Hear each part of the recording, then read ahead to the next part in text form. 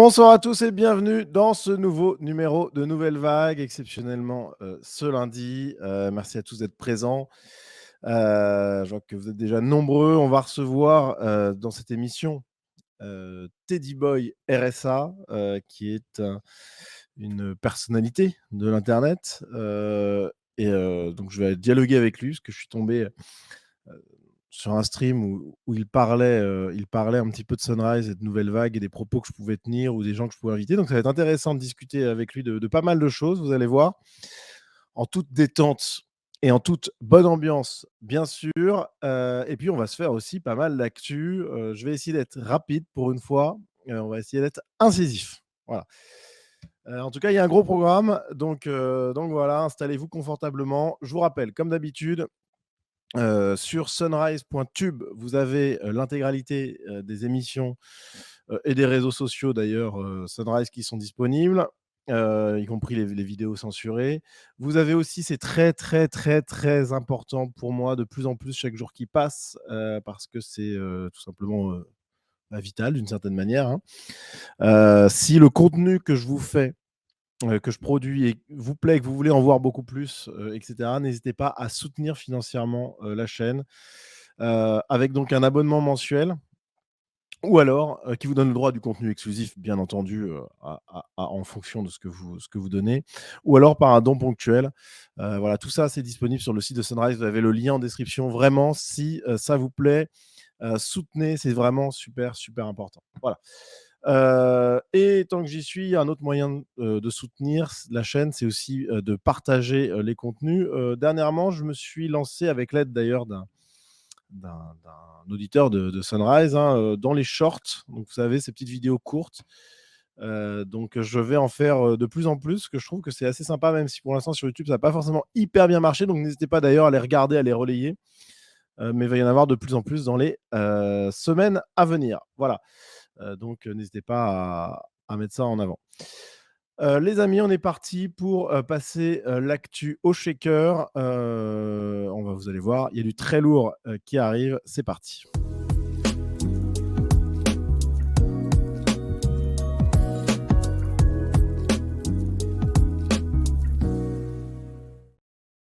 Alors, on est parti. Première actu que j'avais envie de vous présenter. Alors, elle est assez sinistre. Enfin, c'est pas dramatique non plus, mais vraiment sinistre quand même. Et c'est assez représentatif finalement d'un mouvement de fond que je veux vous montrer, même si vous en êtes forcément peut-être déjà un petit peu conscient, hein. Mais je veux parler de la prise de confiance des racailles. Voilà, c'est un truc qui est assez dingue, mais qui est en fait totalement normal pour des gens comme nous qui avons anticipé ça depuis un moment quand même. C'est-à-dire la tiers-mondisation de la France et finalement sa transformation en espèce de mélange entre le Liban, le Brésil, l'Afrique du Sud, bref. Et avec ce truc qui est quand même fou, qui n'est pas neuf, mais là, je trouve particulièrement frappant quand même, avec des voyous qui vont jusque dans la vie privée des policiers, mais y compris quand les policiers, là en l'occurrence, c'est une affaire, habitaient loin du lieu d'exercice de leurs fonctions, avec des gens qui viennent crever les pneus des voitures des policiers chez eux, rayer leur voiture en inscrivant sale keuf, et cetera, et cetera.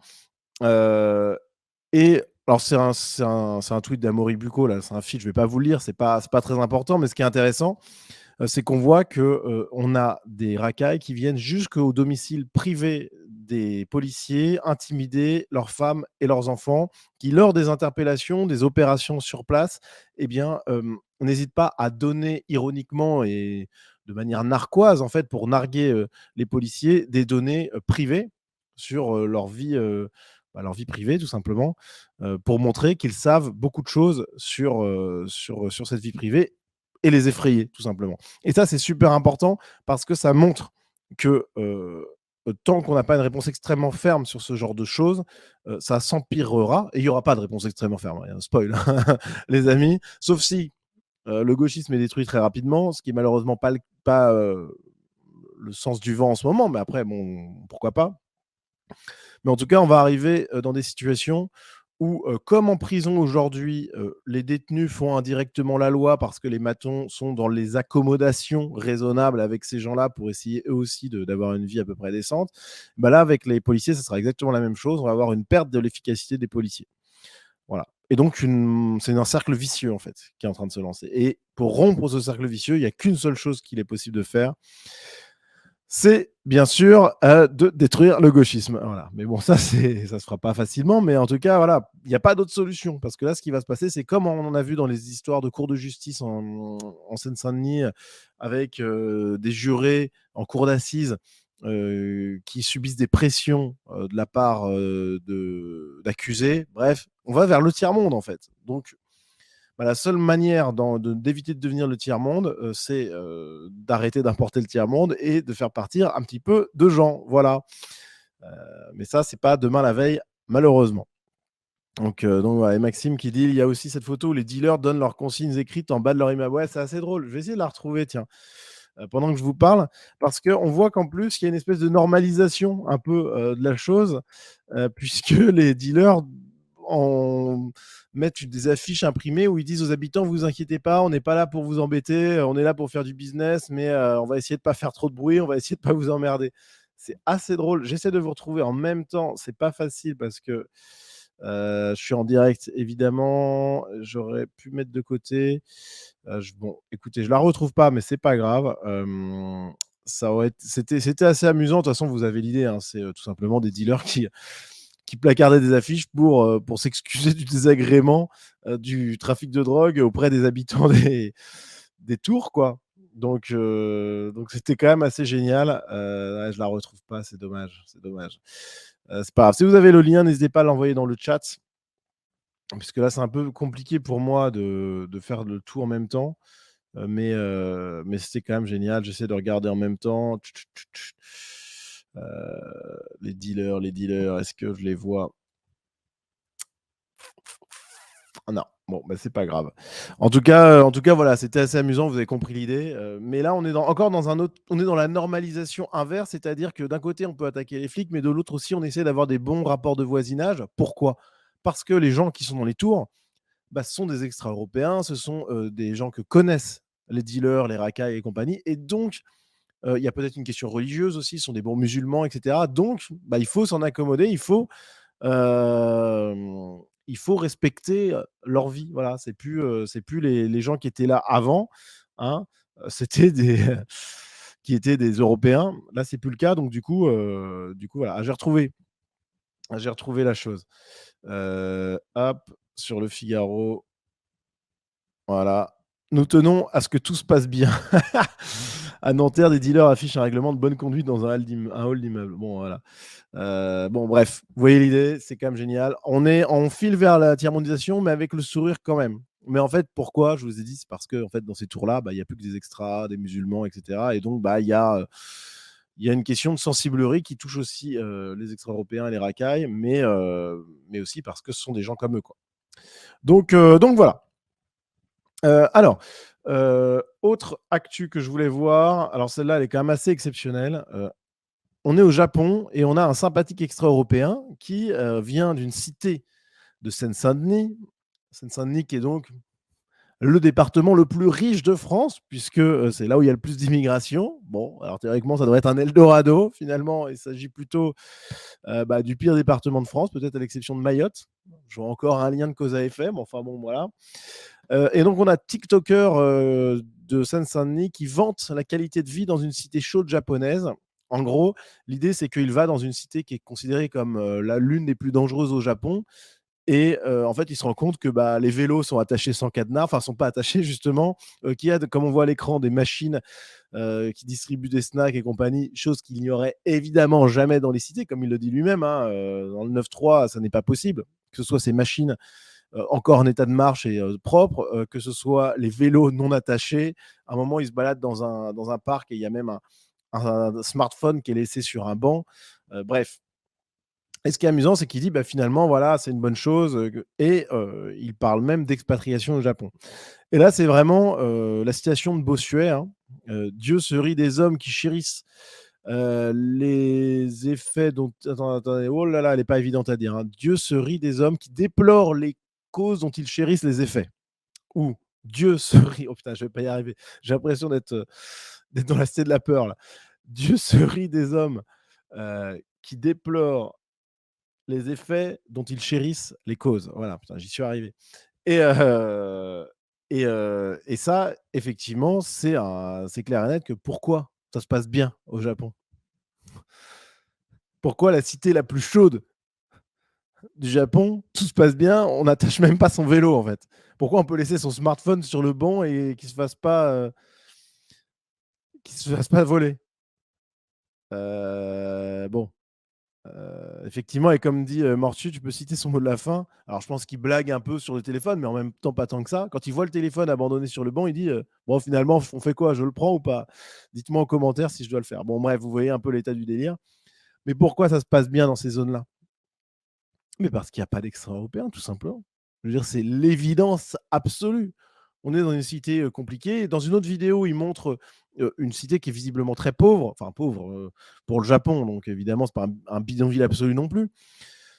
Mais, mais c'est parce qu'il y a pas d'extra-européens, c'est tout, voilà.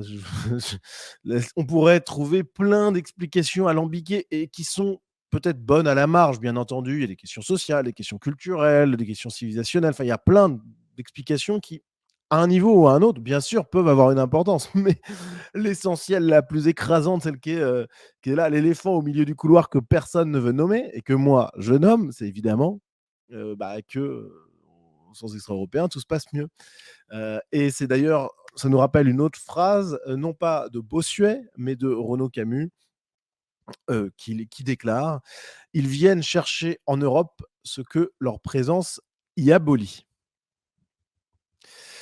Voilà, je pense que tout est dit, mais voilà, je trouvais ça amusant de parler de ça puisque c'est tellement évident en fait que bon, moi je c'était pour des gens comme nous, c'est limpide, mais pour plein de gens, ça ne l'est pas du tout, en fait.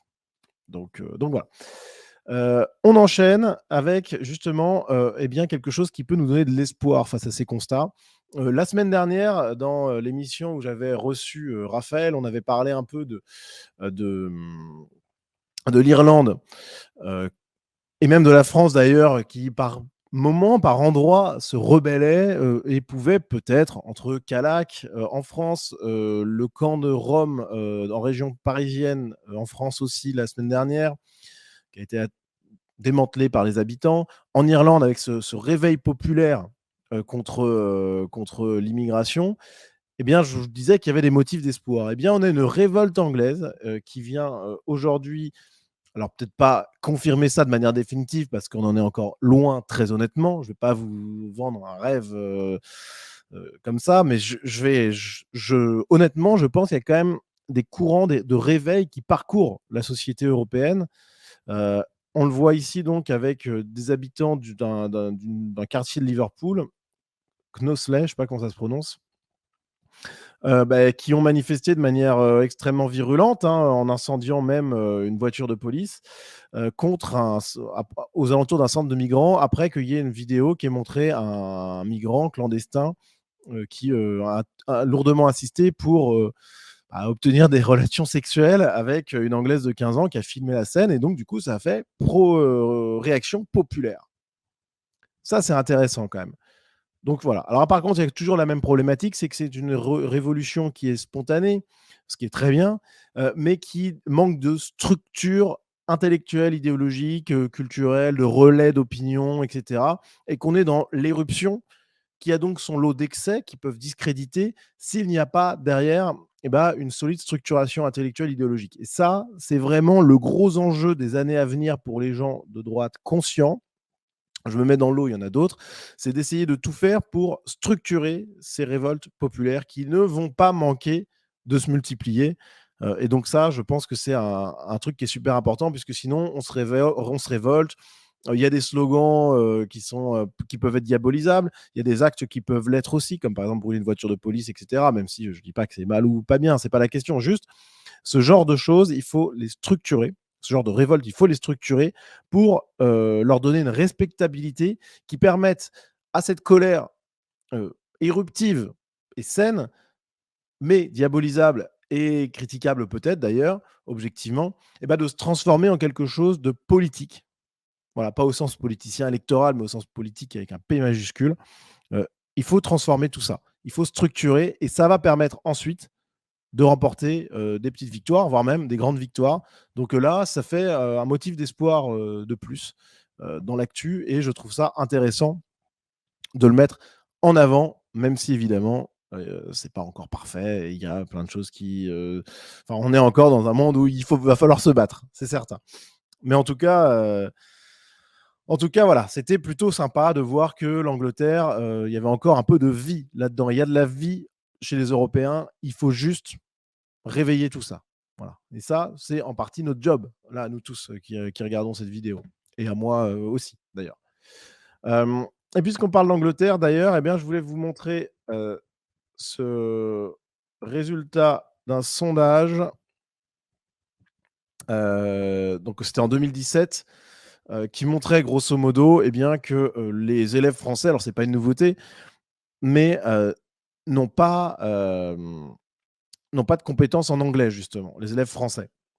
C'est très vrai et alors ça, malgré, vous savez, l'avalanche de séries Netflix, et cetera, de contenus en anglais, de chansons en anglais et cetera. Malgré tout, ça ne se traduit pas par le fait d'être bilingue, mais juste d'être capable d'avoir une vraie, conversation et cetera. Ce qui est évidemment pas le cas dans les pays nordiques. Par exemple, 57 des, élèves de 15 ans, ont un niveau en anglais, en Suède qui permet de communiquer spontanément et de s'exprimer clairement. C'est pas du tout le cas en France, hein, 3 seulement.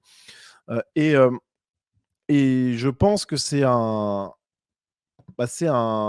gros manque. Alors ça montre 2 choses. Premièrement que, comme sur tous les sujets, la plupart des jeunes qui arrivent, à l'école ou autre, sont d'un niveau qui est déplorable et donc paradoxalement, si vous avez des enfants et que vous les éduquez à peu près convenablement, heu, on va dire selon les critères d'il y a 20 ans, vous en ferez des génies objectivement. Voilà, parce que par rapport aux autres, même s'ils ne sont pas brillants par rapport à il y a 30 ans, bah, ils seront brillants par rapport aux jeunes d'aujourd'hui. Donc ça, c'est super intéressant, premièrement. Et puis deuxièmement, et bien moi je conseille à tous les jeunes qui regarderaient cette émission ou de tous les parents qui ont des enfants et qui sont en âge d'apprendre l'anglais et compagnie, bah, de faire en sorte que leur enfant apprenne cette langue pour 2 raisons. Premièrement parce que c'est un avantage concurrentiel assez important sur le marché du travail et que donc pour moi, c'est vraiment essentiel et que c'est justement ce genre de truc basique les autres ne feront pas, les autres parents n'apprendront, enfin, pas, que beaucoup de parents n'apprendront pas à leurs enfants ou ne voudront pas pousser leur enfant dans ce sens-là. Il y a plein d'enfants qui seront paresseux pour plein de raisons. Et donc, rien qu'avec ça, vous avez un avantage concurrentiel assez incroyable. Et puis en plus, eh bien, ça permet quand même, ça permet quand même de penser, pourquoi pas un jour, sans aller jusqu'à l'expatriation, qui peut évidemment être une option, quelque chose que je ne critiquerai jamais ici, mais ça permet déjà d'aller faire, heu, de vivre une expérience ailleurs, voilà, et de quitter un peu la France et le tiers-monde que ça va devenir quelque temps, ça peut faire plaisir, voilà. Hem Et puis aussi, pourquoi pas l'expatriation un jour, savoir parler anglais, c'est obligatoire, voilà. Donc voilà. En tout cas, je voulais vous montrer ça pour ça, mais si on devait résumer tout ça, juste, c'est un message que j'ai envie de marteler en ce moment parce que je trouve qu'il est fondamental. Juste si vous avez des enfants ou si vous avez un petit-neveu, une petite nièce, bon bref, heu, vraiment, si cet enfant est éduqué de manière à peu près normale, pour, il y a 30 ans, ça sera un génie demain. Voilà. Donc vous savez ce qu'il vous reste à faire. Hem, alors, on enchaîne avec, on va aller vite parce que là, c'est vraiment du petit lait, hein. On va enchaîner avec, Quotidien. Alors Quotidien, nous a parlé de reproduction sociale, récemment. Heu, est-ce qu'on mérite vraiment sa carrière d'acteur célèbre quand on est enfant d'acteur célèbre? Voilà. Donc ça, c'est Quotidien, qui nous en parle. Bon alors, évidemment, c'est assez logique que Quotidien parle de reproduction sociale, puisque quand on voit à peu près la tête des chroniqueurs de Quotidien, on se doute bien que c'est le seul genre de reproduction qu'il est possible pour eux d'effectuer. Mais ce qui est amusant d'autant plus, c'est que la personne qui fait cette chronique, c'est Ambre Chalumeau, qui est ici, et qui est elle-même, eh bien, enfant de la balle, comme on dit, quoi, fille d'un journaliste, écrivain, scénariste et d'une directrice de création chez Canal+. Donc c'est assez génial. Ça a été repris, évidemment. C'est comique de voir ça, des gens qui parlent du fait que on réussit mieux quand on est fils d'eux, alors qu'on est soi-même fils d'eux. Je trouve que c'est quand même vraiment, vraiment très acrobatique comme figure artistique, là, quasiment. Bravo à Ambro Chalumeau qui l'a réalisé. Bravo à Quotidien qui réussit quand même à nous faire des trucs comme ça. C'est assez génial. Alors, Quotidien, ils ont fait une totale. Alors, déjà, Ambro Chalumeau, eh bien, elle a été critiquée. Pourquoi? Eh bien, parce qu'elle a volé le travail d'une extra-européenne, c'est-à-dire elle a, alors dans le langage gauchiste, ça se traduit par l'invisibilisation d'une racisée, voilà. Euh, En gros, sur une chronique, elle a piqué les exemples qui étaient tous contenus dans l'ouvrage d'une nana à qui elle avait justement demandé son bouquin pour préparer la chronique, mais elle n'a rien cité de son travail. Donc, ça a été repris par beaucoup de gens sur Twitter pour critiquer justement Ambre Chalumeau. Bon, c'est assez anecdotique, mais évidemment, on est dans l'antre de la bien-pensance de gauche, donc ça mérite d'être souligné. Les types sont l'exact inverse de ce qu'ils prônent. Voilà. Ils invisibilisent des racisés, mais c'est terrible ça. Quand on est de gauche, théoriquement, c'est exclusion. Hein, je ne sais plus comment on appelle ça dans le langage religieux, hein, mais c'est fini. Là. On n'est plus un gentil théoriquement. Mais je pense qu'elle va s'en sortir puisqu'elle a la carte quotidien. Donc ça joue. Mais attention quand même, parce qu'à mon avis, un truc comme ça, tu le multiplies même quand tu es de gauche, quand tu es nana blanche. Nana, ça passe, c'est un bon joker, mais alors blanche, ça, je crois que ça peut vite lui jouer des tours. Allez, puis on finit avec Quotidien. Quotidien qui, comme d'hab, ricane. Hein, c'est le principe de l'émission. Et donc, il ricane contre les trucs qui rappellent un peu la civilisation, la grandeur, l'excellence, et tout ce qui rappelle les vieux hommes blancs ou les hommes blancs tout court. Et donc là, il ricane sur le meilleur forgeron, qui est une émission américaine de cette question. Et je vois que dans le chat, on est réactif. C'est l'excommunication, bien sûr. On a le dragon des terres, notamment, qui nous en a parlé. Voilà. Mais effectivement, et là, bon, bah là, il n'y a pas d'excommunication, puisque pour les chroniqueurs hein, de Quotidien qui se sont moqués du meilleur forgeron, puisque bah là, on peut y aller. Ce sont des hommes blancs, des Américains, oulala, et qui en plus font un métier traditionnel. Ah, quoi qu'il n'y a pas que des hommes blancs d'ailleurs, il y a même un petit extra. Bon, bref, tout ça pour dire que les mecs ricanent. Bon, c'est très logique chez Quotidien.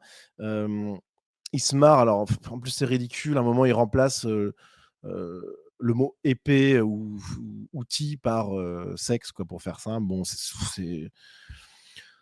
c'est assez ridicule. Bref, mais c'est normal qu'il critique ça, qu'il se moque de ça, parce que c'est évidemment le symbole d'un monde passé, d'un monde grand déjà. Donc, quand on est chroniqueur à Quotidien, la grandeur européenne, ça ne nous parle pas. Ça, au contraire, ça nous écrase, on se sent ridicule, et ce qui est bien logique. Et donc, on peut y aller, on peut attaquer des hommes blancs, on peut y aller. Bref, c'est open bar pour Quotidien, qui évidemment attaque la virilité du concours du meilleur forgeron, puisqu'il y a trop de testostérone selon eux. Donc, enfin, voilà, c'est ça le tweet, quoi. Hein. La testostérone, bah, on est déjà dans le camp du mal, quoi. Et, voilà, effectivement, j'aimerais bien avoir les taux de testostérone à des chroniqueurs quotidiens. À mon avis, il y a autant de testostérone chez tous les chroniqueurs quotidiens réunis que dans un avant-bras là, d'un des forgerons, à mon avis. Ça doit être de cet ordre-là, la différence. Bref, bon, c'est classique, quotidien, c'est même pas du jeu de se moquer d'eux, puisque pour le coup, c'est vraiment trop simple. Donc voilà. Et je vous rappelle, ici, on est sur Sunrise, on n'est pas sur Quotidien. Donc voilà. Et on n'a pas les revenus de Quotidien. Donc si jamais vous aimez cette émission, si jamais vous voulez plus de contenu, bah écoutez, n'hésitez pas à soutenir la chaîne. En description, pardon, vous avez le lien pour le faire, pour soutenir financièrement la chaîne, que ce soit par un don ponctuel ou alors par un abonnement qui vous donne le droit à du contenu exclusif. Et promis, nous, on ricane pas sur le meilleur forgeron, bien au contraire. Voilà. Alors, Hem, je vais passer ça, je vais passer ça. Alors, je vais faire une petite partie. J'avais dit que j'arrêtais un peu de parler de ça, mais en même temps, c'est une petite piqûre de rappel. Bienvenue. Je vais vous parler, du complotisme et de l'anti-occidentalisme. Vous le savez, j'ai une posture de plus en plus critique envers, ce qu'on pourrait appeler le complotisme, même si je l'appellerais plus facilement le conspirationnisme. D'ailleurs, je vais changer le truc, mais parce que c'est le complotisme, c'est un mot qui vise à discréditer des questionnements qui sont légitimes et parfois justes. Mais le conspirationnisme, c'est le fait de tout voir comme un complot. Et là, on est face à une grosse, à mon avis, bah, une impasse. Voilà, un comportement fautif et une impasse. Donc, euh, donc voilà, je change conspirationnisme et anti-occidentalisme. Euh, et donc, eh bien, la droite, elle est confrontée à ça. Voilà, elle est confrontée à cet écueil que j'ai déjà identifié dans plusieurs vidéos. Je ne vais pas forcément revenir dessus en longueur, hein, vous connaissez la musique. Mais voilà, il y a tout un tas de comportements très sains, à la fois sur la forme et sur le fond, lors du Covid, qui était par exemple, de questionner la parole officielle, qui était quand même, sur bien des aspects, extrêmement fautive, fausse et même nocive à bien des égards. Mais il y a pas le tout a été jeté, le bébé a été jeté avec l'eau du bain, voilà, pour faire simple. Et on voit aujourd'hui, eh bien, ce conspirationnisme à droite être quand même si c'est quand même très marginal, avoir quand même une résonance. Alors là, il y a un exemple un peu caricatural, donc du fait qu'un compte anti-vaccin se reportait sur une nouvelle lubie conspirationniste, donc comme quoi le tremblement de terre en Turquie était quasiment une création américaine pour distraire les peuples. Bon, bref. Mais pour vous dire que le conspirationnisme, c'est vraiment un écueil que la droite, à mon avis, doit éviter. Euh, Qu'il y ait des complots, évidemment, personne ne le nie, moi non plus, moi y compris. Mais par contre, que tout soit complot, là, c'est par contre une grave erreur. Et surtout quand, en fait, on se rend compte qu'à droite, on a vraiment une tendance à être anti-occidental, voilà, anti-américain. Quelque chose dont j'ai déjà beaucoup parlé, hein, j'en ai parlé dans plusieurs émissions. Mais malgré tout, il y a encore eu la preuve là dernièrement, et c'est pour ça que j'en reparle, que l'anti-occidentalisme, c'est vraiment, je crois, l'un des moteurs du conspirationnisme, peut-être le plus gros moteur, le plus gros pilier idéologique. Euh, je, je prends par exemple, euh, quand on parle de la Russie et de l'Ukraine, je prends ce tweet qui est, bon, c'est peut-être un peu caricatural, mais le fond est intéressant, hein. Il est remarquable que les complotistes soient les moins à même de voir que la Russie a organisé un complot pour prendre le contrôle de l'Est de l'Ukraine en 2014. Alors, c'est évident que la Russie a, a tout fait pour influencer l'Ukraine au niveau des présidents. Enfin, c'est normal, c'est de l'influence. Vous me direz, tout le monde fait de l'influence. Mais personne parmi les populo-conspi qui sont donc pro-russes ou en tout cas plutôt favorables à la Russie et à son offensive, personne ne dit ça. Et ce qui est intéressant, c'est ce tweet de Débunker des Étoiles, qui est un fact-checker qui dit qui bouffe ça tous les jours, hein, la théorie du complot. Et qui dit une théorie du complot ne marche bien que si le méchant de l'histoire est un pays occidental. En fait, le complotisme est surtout lié à un fort ressentiment anti-occidental. Et je trouve ça extrêmement juste. Je l'ai déjà dit, alors je vais vous remettre un peu les choses dans lesquelles je l'avais dit, mais euh, j'en avais parlé dans une émission Nouvelle Vague où on parlait du choc des civilisations avec le Maroc. J'avais notamment longuement analysé la posture anti-occidentale fautive de Laurent Ozon euh, et, euh, Voilà, c'est ici. Donc, dans un fil Twitter où j'avais vraiment analysé ça, cet anti-occidentalisme. Euh, et je pense vraiment que c'est vraiment un des piliers de la chose et qui explique vraiment beaucoup d'erreurs de la droite ou ailleurs, c'est de- en fait, sans le savoir, d'être un gauchiste. Bah, j'exagère un peu, évidemment, mais bon, vous me connaissez. C'est en réalité l'anti-occidentalisme, c'est exactement la même logique intellectuelle et psychologique que les extra-européens qui mettent tout sur le dos des Français. et de la colonisation et compagnie. Bon, prenons un exemple, heu et qui vous montrera qu'en fait, si on pousse le truc un peu loin, les anti-occidentaux, en fait, ce sont des alliés objectifs des extra-européens.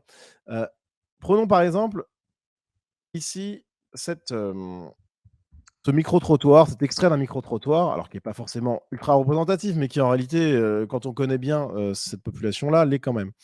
Où en gros, les nationalités, qui mentent le plus, donc selon cette personne qui est interrogée, ce sont les Français. Pourquoi? Parce que, ils ont manipulé l'histoire africaine, ils ont pillé l'Afrique et aujourd'hui, eh bien, ils acceptent pas ça et pire que ça, ils continuent. Je vous fais la chose un peu plus, un peu résumée, mais voilà l'idée. Et on a vraiment là-dedans quelque chose qui est très clair, c'est que, il y a un ressentiment énorme des extra-européens contre les Français, les Européens et cetera, parce qu'il y a eu la colonisation, mais parce qu'en fait, en réalité, ils sont en situation d'infériorité civilisationnelle. Pour quelles raisons? On peut le discuter, mais c'est en fait objectif. Et donc, du coup, eh bien, vu qu'ils sont en infériorité civilisationnelle, ils considèrent que c'est forcément une manipulation de l'autre, et notamment des Occidentaux. Voilà, donc des Français, des Américains, ça dépend un peu des jours.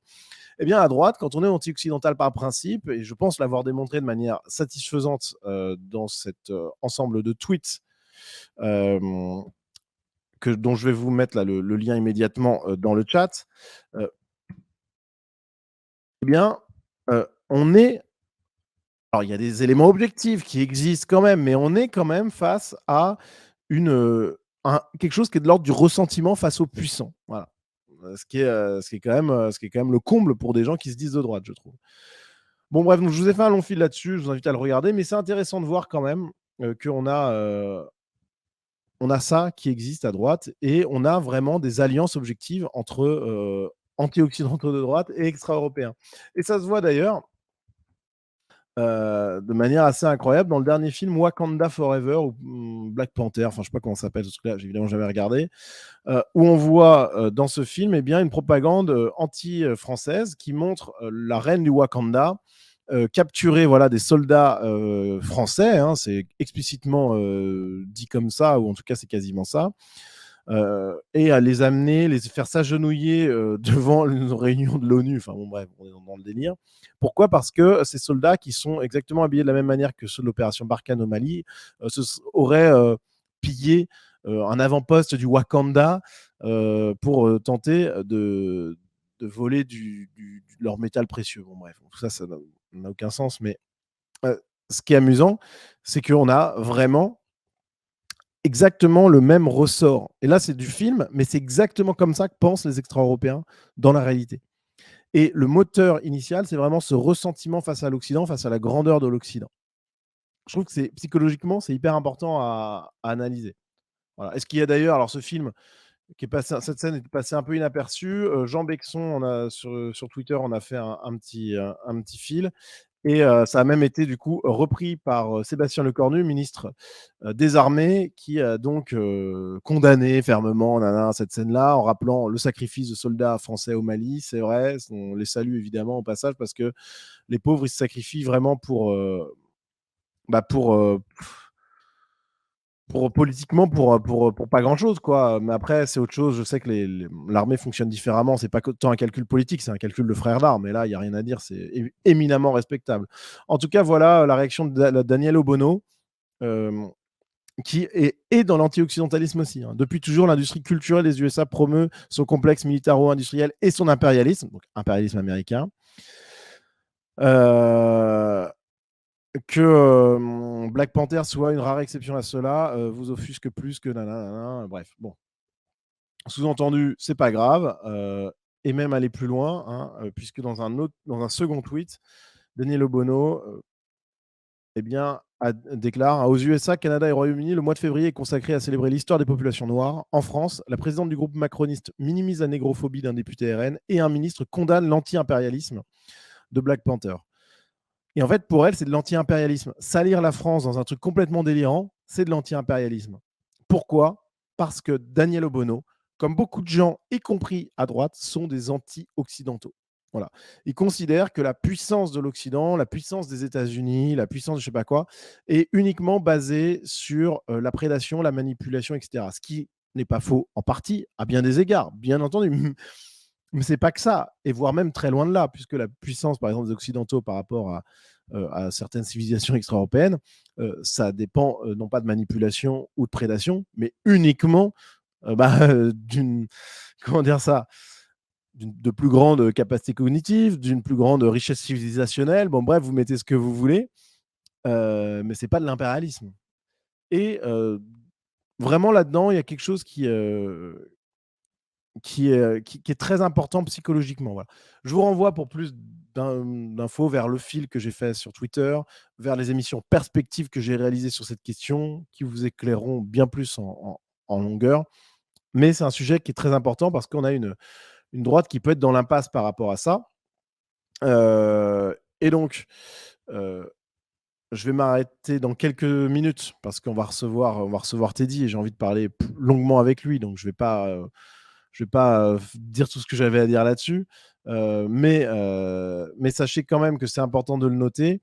Euh, Cet anti-occidentalisme qui mène au conspirationnisme et qui mène dans la guerre en Ukraine, à prendre des positions qui sont dures, qui sont critiquables et qui peuvent être déjà erronées, fautives et en plus dangereuses politiquement, eh bien, c'est pour ça que ça a une importance ce sujet. Si c'était à la limite purement marginal et anecdotique, on s'en fout un peu. Par contre, ce qui est intéressant de noter, c'est quand même que ça reste quand même marginal, mais ça a un impact. Typiquement, on peut le regarder avec l'opinion favorable envers Vladimir Poutine dans le cadre de la guerre en Ukraine, bien entendu, puisqu'après, on peut toujours dire Vladimir Poutine, en tant que dirigeant russe et pour les Russes, c'est évidemment un bon dirigeant, je ne dis pas le contraire, bien entendu. Mais, mais par contre, le fait est qu'il y a quand même quand on voit ce qui s'est passé en Ukraine, théoriquement, on doit. Enfin, le sujet est trop compliqué. Franchement, je suis en train de me lancer dans un truc pas possible, mais que j'ai déjà expliqué à plusieurs reprises. Mais pour faire extrêmement simple, énormément de gens à droite, par anti-occidentalisme, par idéalisation de la Russie, de la Sainte Russie, défenseur des valeurs contre l'Occident décadent et compagnie, ont pris le parti de la Russie. Voilà. Et ils l'ont pris de manière soit frontale, ça existe, hein, des types qui sont carrément, comment dire ça, euh, enfin, bêtement pro-russe au dernier degré, qui souhaitent même que la Russie gagne et enfonce les lignes ukrainiennes pour rentrer à Paris quasiment. Et puis, il y a d'autres personnes qui le font de manière plus, comment dire ça, plus douce, sans trop que ça soit visible au premier abord. Mais en réalité, ça a une vraie importance. Alors, j'essaie de vous retrouver le tweet que j'avais fait là-dessus, mais sinon, je vais le refaire de tête. Voilà, c'est ça. Euh, euh, Hop là. En gros, il y a une façon un peu différente d'être pro-russe sans le savoir même. C'est qu'on peut se penser pour la paix entre la Russie et l'Ukraine. Mais en fait, il y a plein de gens qui se disent pour la paix, etc., mais qui pointent du doigt le bellicisme réel, d'une certaine manière, mais aussi fantasmé, mais bon, c'est un autre sujet, euh, de l'Ukraine, de l'Occident et compagnie, mais qui ne disent jamais rien sur le fait que le premier responsable de cette agression militaire, c'est évidemment l'attaquant, l'agresseur, et c'est la Russie de Vladimir Poutine. Évidemment. Et lui aussi est belliciste, lui aussi a un discours va-t-en-guerre, lui aussi a un discours de conquête et impérialiste, puisque c'est un empire qui conquiert une nation souveraine. Bon, et beaucoup de pro-russes, eh bien, euh, ne, ne pointent jamais du doigt ce truc-là. C'est incroyable, je veux dire, c'est absolument incroyable. Pour le coup, moi, j'ai une position nuancée. Je dis, alors, certes, la Russie est le principal agresseur, puisqu'on est en 2022-2023. On ne fait plus la guerre contre une puissance voisine avec des dizaines de milliers de morts, des centaines de milliers de morts et compagnie. Ce n'est pas possible, ça n'existe, ce n'est plus possible et ce n'est plus défendable pour plein de raisons. Je ne vais pas rentrer dans les détails, mais c'est plus défendable. Surtout quand c'est une nation souveraine et qu'elle s'éloigne de son orbite naturellement. Voilà, on ne retient pas par la force un pays qui quitte sa zone d'influence et on n'envoie surtout pas une offensive armée aussi violente. Bref, mais donc il y a ce bellicisme-là qui est clair et que je dénonce, mais il y a aussi, c'est vrai, des provocations américaines et otaniennes qui sont évidentes. Mais je dis les deux, mais il y a plein de gens à droite qui ne critiquent pas Poutine. C'est incroyable, mais et ça, cette chose-là, ce mode d'analyse-là, eh bien, c'est clairement, qu'on le veuille ou non, on est pro-russe quand on fait ça. Parce qu'on légitime finalement tout ça. Bref, là-dessus, je vois qu'en commentaire, ça réagit un peu dans le chat. J'ai fait 2 vidéos de 1h10 et 1h30 sur la question qui sont sur cette chaîne. Je vous invite à aller voir. La droite doit cesser d'être pro-russe et ma réponse aux critiques. Regardez-la. Et vous aurez toute ma position. Là, je ne vais pas faire un truc là-dessus. Mais en tout cas, voilà. Ce que je veux dire, c'est qu'on a vraiment là un problème qui, derrière, déjà, c'est fautif. Et ensuite, ça se traduit politiquement.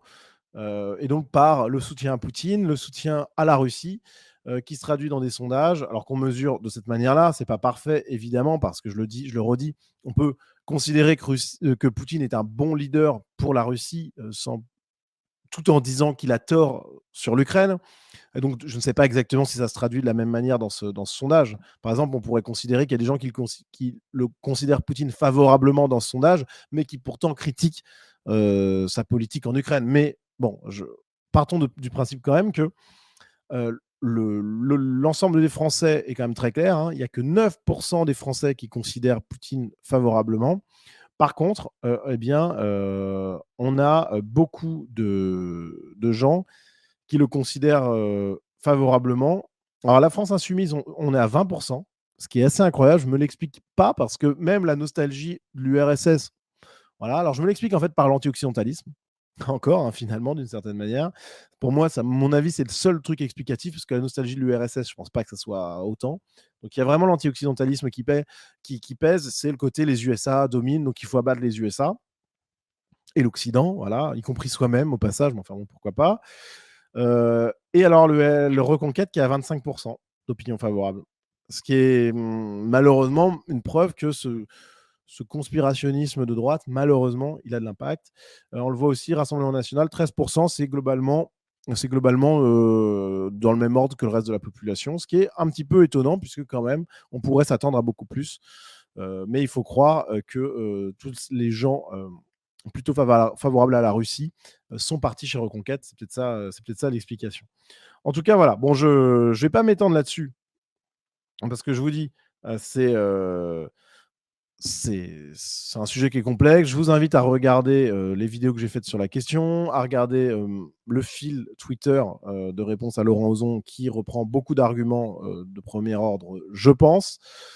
Des arguments en réalité définitifs, à mon humble avis. Mais en tout cas, voilà, il y a vraiment un sujet là-dessus. Les amis, dans quelques instants, on va recevoir Teddy qui va nous rejoindre. Je regarde en attendant vite fait les commentaires. Alors, je vois que ça s'écharpe un peu en commentaire, mais bon, c'est normal. Non, mais c'est bien. Je vois qu'il y a des gens de tous les côtés dans les commentaires. Vraiment, si vous voulez plus d'infos, les amis, vous regardez ces vidéos-là. On en reparlera. Je fais souvent des vidéos dédiées aux abonnés où je réponds aux questions sans aucun filtre. J'en profite pour refaire la pub, les amis. Si vous voulez justement approfondir ces questions-là, vous pouvez le faire sans souci dans l'espace abonné.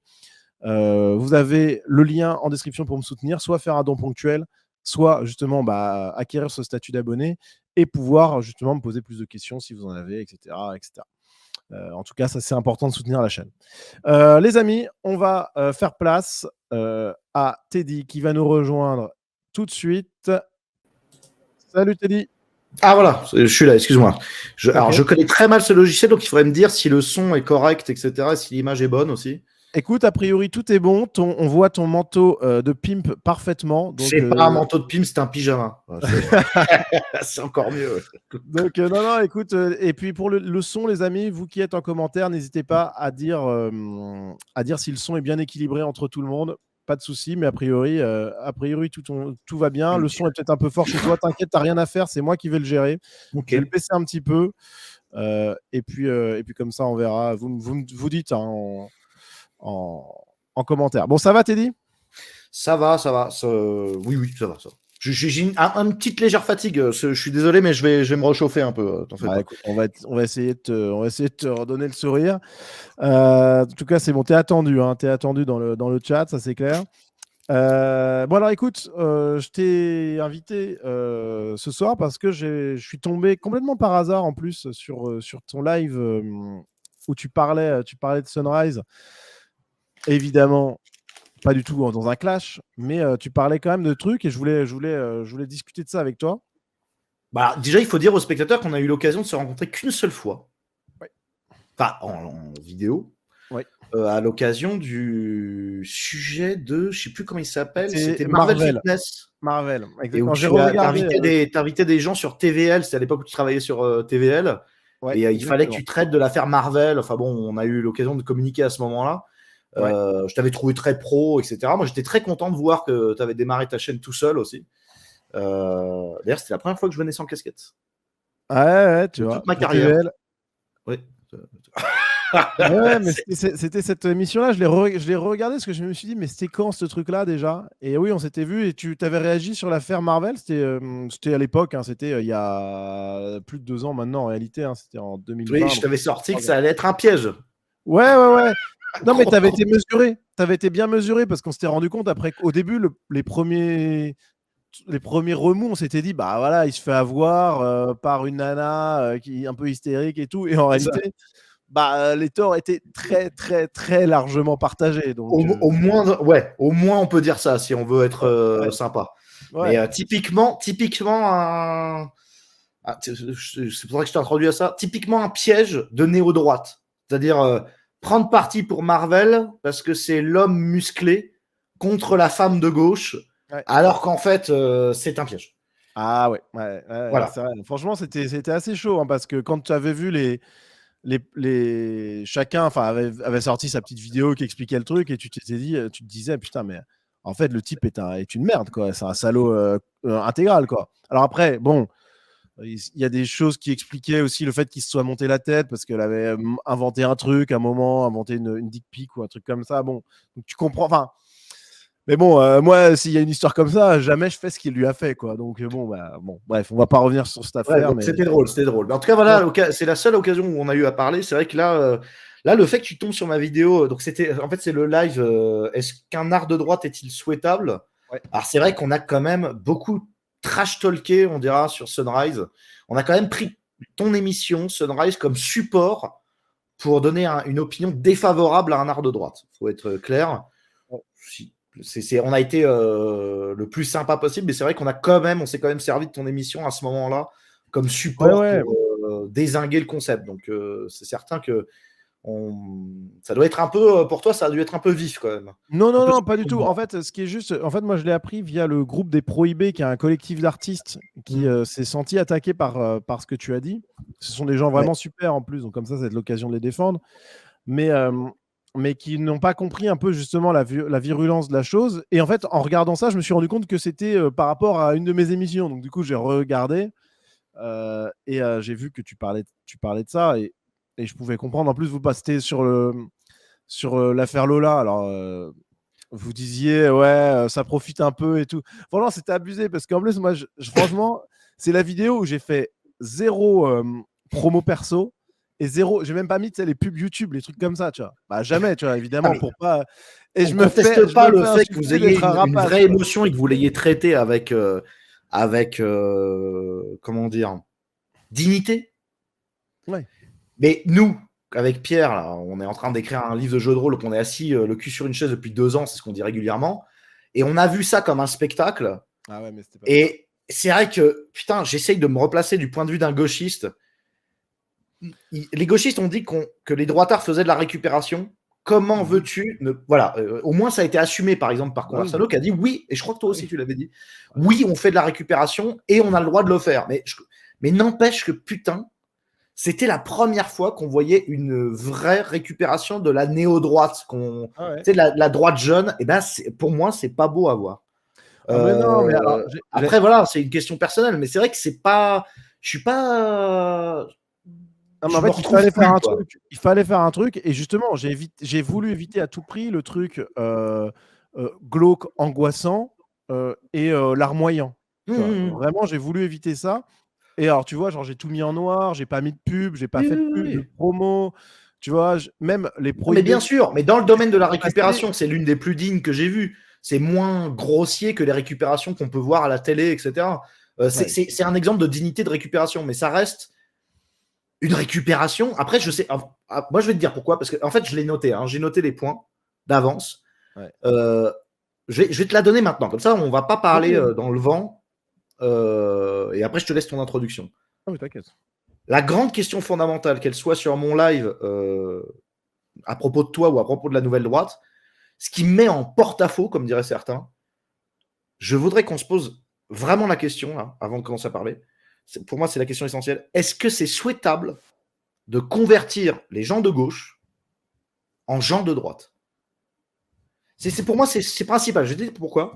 Que ça soit l'art de droite, le fait de se servir comme support d'une affaire médiatique comme Lola pour convertir. Chez toi, comme chez Conversano, il y a un désir réel de conversion des Français vers notre camp, comme on dit. Et moi, je pose la question, est-ce que c'est souhaitable? Et personnellement, je commence à croire que non. C'est pour ça qu'en fait, il commence à y avoir de mon côté un recul. Parce qu'il me semble qu'il y a des raisons, il y aurait des justifications qui pourraient être viables et pour qu'on ne cherche plus à convertir. Donc c'est vraiment... Alors, je me permets juste parce que ce qui est amusant, c'est que justement ce live-là, il n'était pas du tout à destination des normies. Pas du tout. Et moi, de manière générale, mon travail, je ne le présente pas forcément comme à destination des normies ou des mecs de gauche d'ailleurs. Moi, je bosse plutôt pour que des gens conscients déjà, de droite ou un peu conscients, soit aient des arguments un peu en béton. Donc, c'est des vidéos que je fais là-dessus. Soit, bon, ça fait un peu prétentieux, putain, j'aime pas être comme ça, mais soit bénéficier un peu de ce que je pensais être un peu une capacité d'analyse intéressante, on va dire, sur des problématiques, soit sur de l'actu, soit sur des sujets un peu plus larges. Mais aucune de mes émissions n'est faite pour convertir des mecs de gauche. Franchement.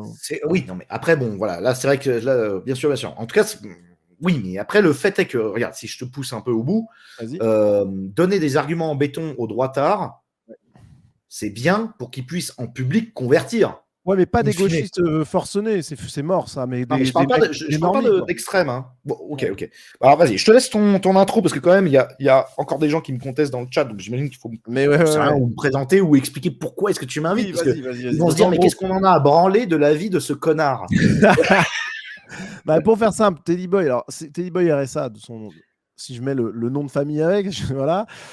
C'est un peu. Alors moi, honnêtement, je regarde assez peu ce que tu fais, très honnêtement, mais c'est pas du tout méchant. Hein, je suis dans la niche de la niche de la niche. Donc, mais par contre, c'est vrai que tu es quand même une figure d'internet, de droite ou dissident, enfin je sais pas comment on peut dire ça, depuis très longtemps présent. Tu animes un live quand même. Des lives très régulièrement, je pense. Hein. Tu fais des vidéos live. En fait, pour être clair, j'ai fait 2 ans de radio libre que j'ai enlevé là de la chaîne, mais 2 ans de radio libre de droite. Ouais. Parce que je suis de droite, je suis d'extrême droite en fait, naturellement. Non, dis pas ça, ça n'a pas de sens. T'es de droite.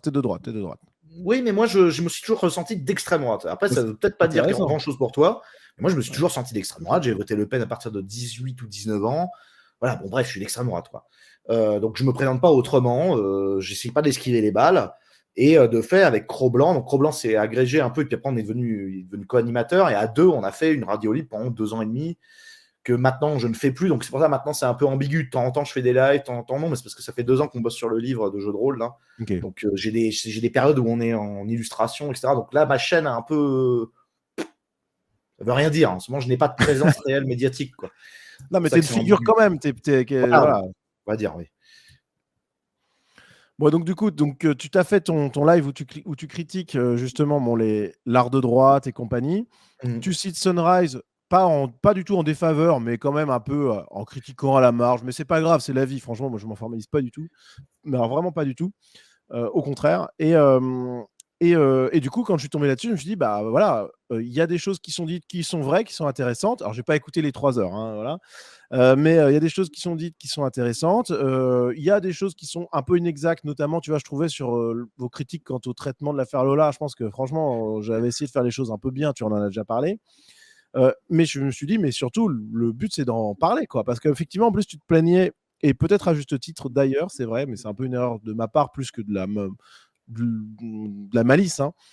C'est vrai de ne pas être assez mis en avant, toi en tant qu'artiste qui bosse sur des projets, etc., par la droite qui est beaucoup plus tournée vers l'art catho, vers la Hum. religion, que vers Alors, les types un peu attention, underground. attention, je ne me suis pas pris en exemple par prétention ou rage.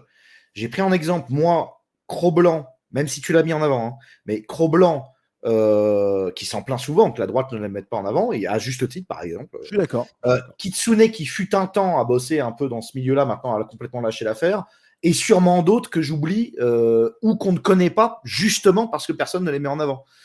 Ou qui ont carrément lâché l'affaire avec la droite pour ne pas se griller. Parce qu'en en fait, il y a plein de petits artistes qui auraient rêvé d'être de droite assumés, Ouais. que personne n'a mis en avant, que moi j'ai essayé de mettre en avant en live, et que même les spectateurs n'allaient pas voir. Il y a eu un blocage là-dessus, il y a eu un blocage psychologique. Il y a plein de gens qui ont fini par se dire par impatience, bon allez, c'est bon, les droitards, moi j'en ai rien à foutre, ils se démerdent, visiblement il n'y a pas d'argent à prendre, il n'y a pas de vitalité, et s'ils veulent leur arcato, ben moi je me casse, et puis j'ai qu'à pas me dire de droite, je réussirais bien mieux. Et ils ont raison, parce que lutter à mort pour être relayé par des petits médias de droite, donc avoir le tampon d'extrême droite, pour au final être finalement abandonné, ça ne sert à rien. Et je pense qu'il y a beaucoup de gens qui ont compris, mais après, le problème, c'est ça, c'est que en vérité, c'est un des thèmes qu'on traite et en radio libre privée, parce qu'on fait des radios libres privées sur Patreon, et Ok. parfois en public, mais surtout en privé. Il y a une probabilité pour que ce qu'on appelle et ce que tu appelles art de droite ne soit que l'hyper-esthétisation de la France, dans le regret la plupart du temps d'un passé immémoriel, esthétisant, enfin la totale, et que dès qu'un droitard parle de banlieue ou de choses modernes, de technologie, alors ça, là tu vas me retrouver, ou de, je sais pas, de son amour des États-Unis, il soit sorti du jeu de droite Ouais. parce qu'il met pas en avant le catholicisme, et que ceux qui ont le fric, à droite, c'est quand même les gens qui sont catholiques multipropriétaires, qui investissent ou non.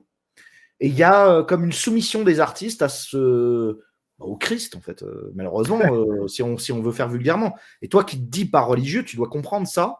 Et paradoxalement, quand tu mets en avant un artiste de droite, il correspond à ces canons de christique, comment dire, la vieille France, la vieille terre, alors que c'est pas du tout ce qu'il y a dans ton décor. Dans ton décor, je vois des trucs américains, du Ghibli et Seigneur des Anneaux. Ouais. On est très loin de l'esthétique et des Ouais. fusées aussi. Non, mais L'hyper-technologie. écoute, je suis totalement d'accord avec toi, évidemment. Alors, franchement, il y a tellement de choses à dire là-dessus. Et je vais commencer par la fin, tiens, ce qui n'a aucun sens, mais j'ai envie quand même. Quand tu dis, tu mets en avant que des gens qui sont irrigués de l'esprit catho, quoi.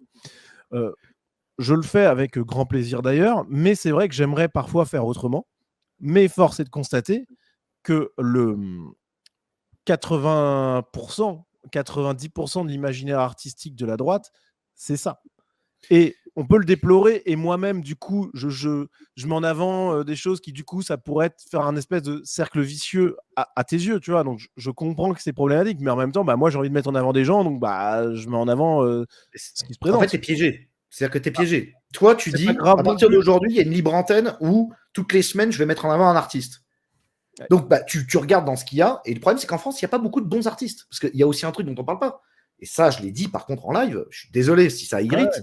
mais pour le moment, les artistes que tu mets en avant n'ont pas une qualité Oh. formelle. Alors, je suis désolé, je Ouais, suis non, mais oui et dessinateur. non, oui et non. Le coup du crayon de papier elfe, drapeau français, je l'ai encore en travers de la gorge. C'est-à-dire que moi je connais, je les ai reçus, je les reçois les mails. Des gens qui, on n'a pas un éventail de talents si conséquent, parce qu'en France, il n'y a pas tant que ça de bons artistes, et quand ils sont bons, ils travaillent directement dans les studios d'animation, dans les studios de jeux vidéo. Ils n'ont pas besoin de s'emmerder à passer sur un live de droite. Ouais, Donc je je suis comprends d'accord. que quand on a une niche comme nous, on n'est pas un éventail de talents à disposition suffisant, mais du coup, stratégiquement, l'idée de mettre en avant une nouvelle personne par semaine, c'est peut-être pas la bonne idée. Parce Non, que mais moi c'est j'avais ce fait qu'il un fait, choix. Attends, je finis ça, après je te redonne la parole. vas-y. J'avais fait un choix qui était au début audacieux et que les gens me reprochaient, mais c'était d'inviter toutes les semaines les mêmes personnes, pour faire pousser ces personnes. Et on a eu Mandrill, du coup, qui est né de ça. Ok. On a eu Cro-Blanc. En fait, si tu as une vision d'un art spécifique, donc moi, ça serait un art un peu street, un peu brut, Ok. et ben tu reprends les mêmes personnes et t'imposes au public une vision claire et nette et franche, en réinvitant les mêmes personnes jusqu'à ce qu'ils en puissent plus, jusqu'à ce qu'ils y soient accoutumés, parce que sinon tu peux pas, en fait. Si tu dois prendre des nouvelles personnes toutes les semaines, en fait, tu as le talent qui s'effrite. Le travail, c'est long, ça peut mettre 2 ans. Si tu Alors, fais pas un choix tranché en tant que mécène, en fait. non, mais je comprends tout à fait ta chose. Et je suis assez d'accord en soi. Enfin, en fait, nos deux visions peuvent coexister d'ailleurs. Et moi, la mienne est mouvante, hein. Il y a des semaines comme celle-ci, par exemple, ou d'autres où je n'invite pas parce que moi, il m'est déjà arrivé de recevoir des demandes et de dire bah non, parce que ça ne me correspond pas et que j'ai surtout pas envie de mettre en avant des gens juste pour le plaisir de les mettre en avant. Voilà, ça reste un plaisir pour moi avant tout, quoi.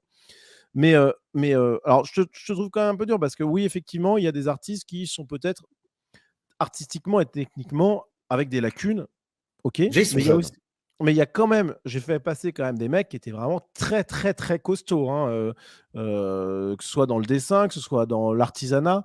Là, j'ai Barthélémy là, qui était dans le chat, qui fait des pendentifs absolument magnifiques. Je trouve, enfin, après, peut-être que ça se trouve, Je sais pas, celui-là, je l'ai pas vu. Après, ça- j'ai regardé pas mal de tes lives, mais pas intégralement tous. Je suis et- tombé sur.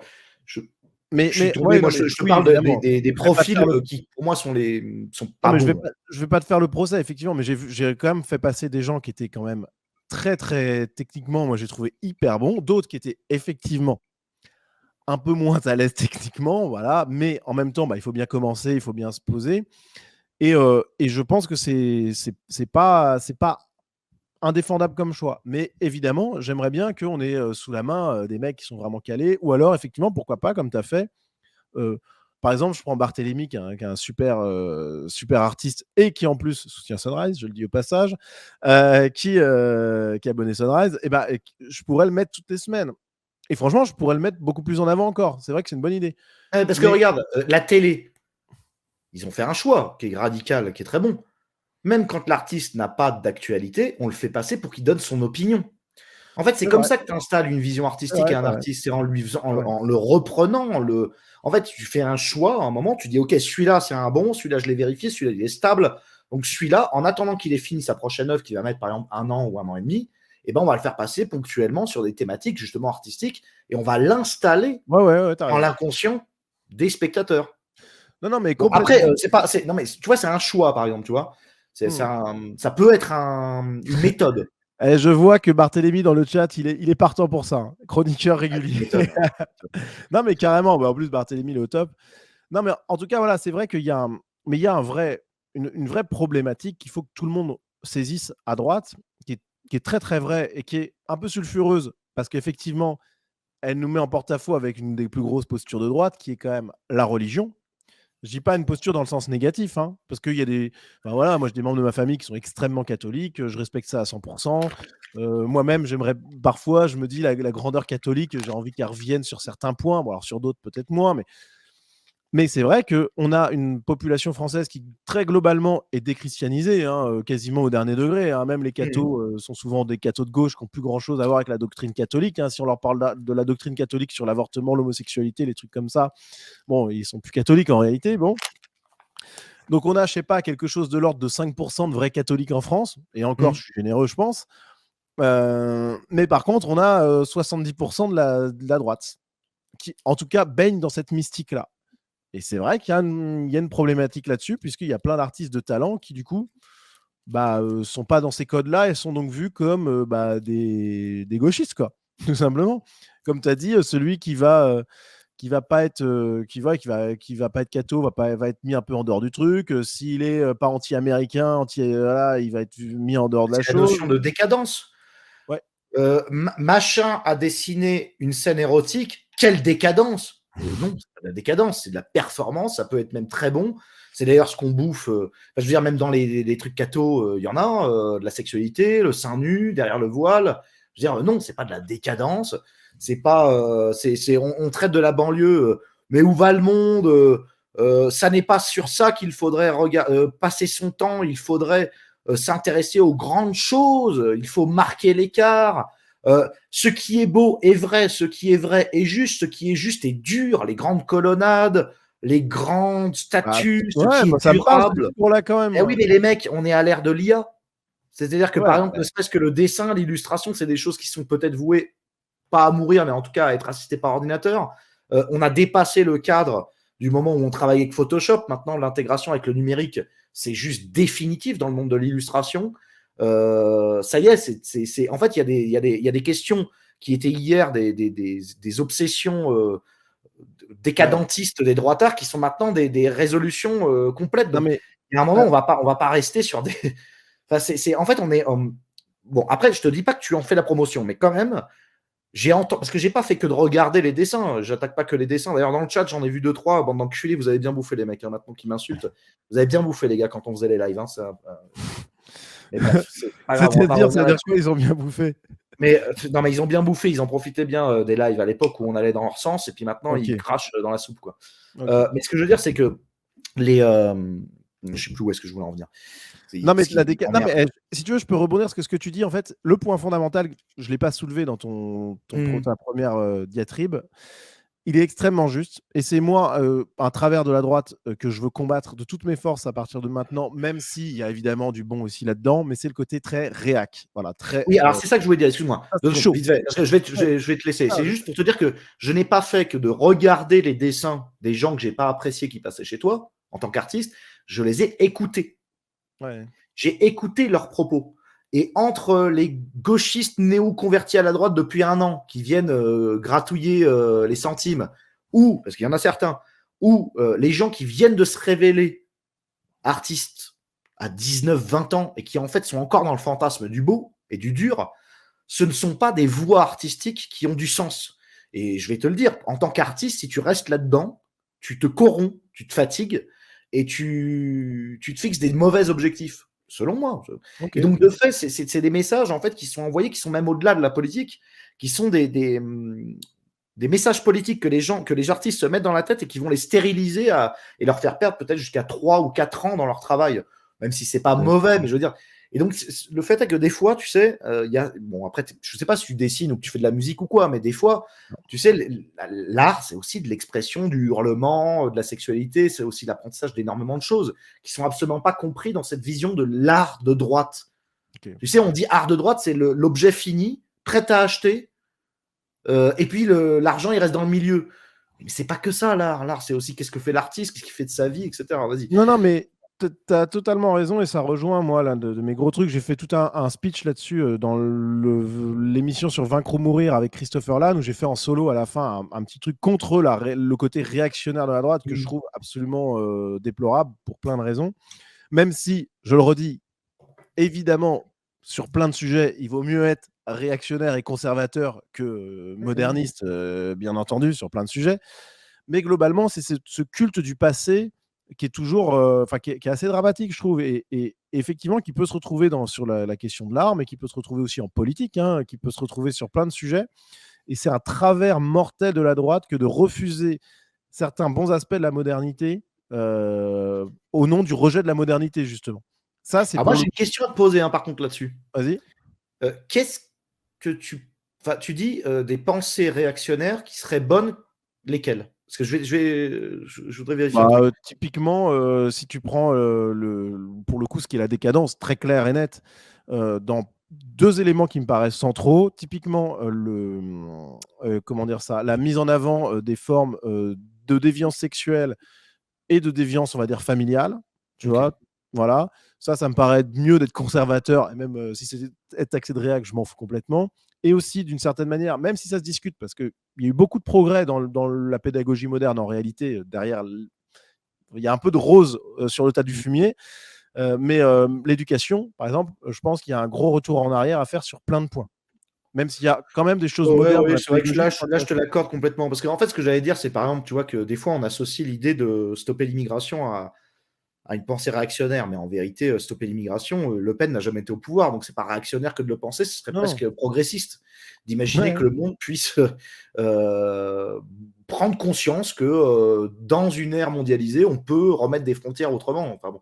Et oui, dans ce sens-là, je comprends. Ok, oui. Mais tu vois, et Ok. c'est vrai que ça, c'est un gros travers de la droite, et que j'essaie de voir. Alors, vraiment, ceux qui regardent cette émission-là, qui s'interrogent sur ce que je dis, qui peuvent être un peu choqués même, regardez les émissions perspectives que j'ai faites, notamment celle avec Antoine de la chaîne Egonon, notamment avec Guillaume Travers, mais même tous les autres, parce que c'est un peu long, mais franchement, je peux vous dire que c'est une espèce de révolution idéologique à droite. En gros, la droite est anti-moderne par essence, elle est anti-occidentale par la droite intellectuelle, un peu masturbatoire, elle est un peu anti-occidentale, parce que les Américains c'est méchant, mais alors les Iraniens sont sympas, bon voilà.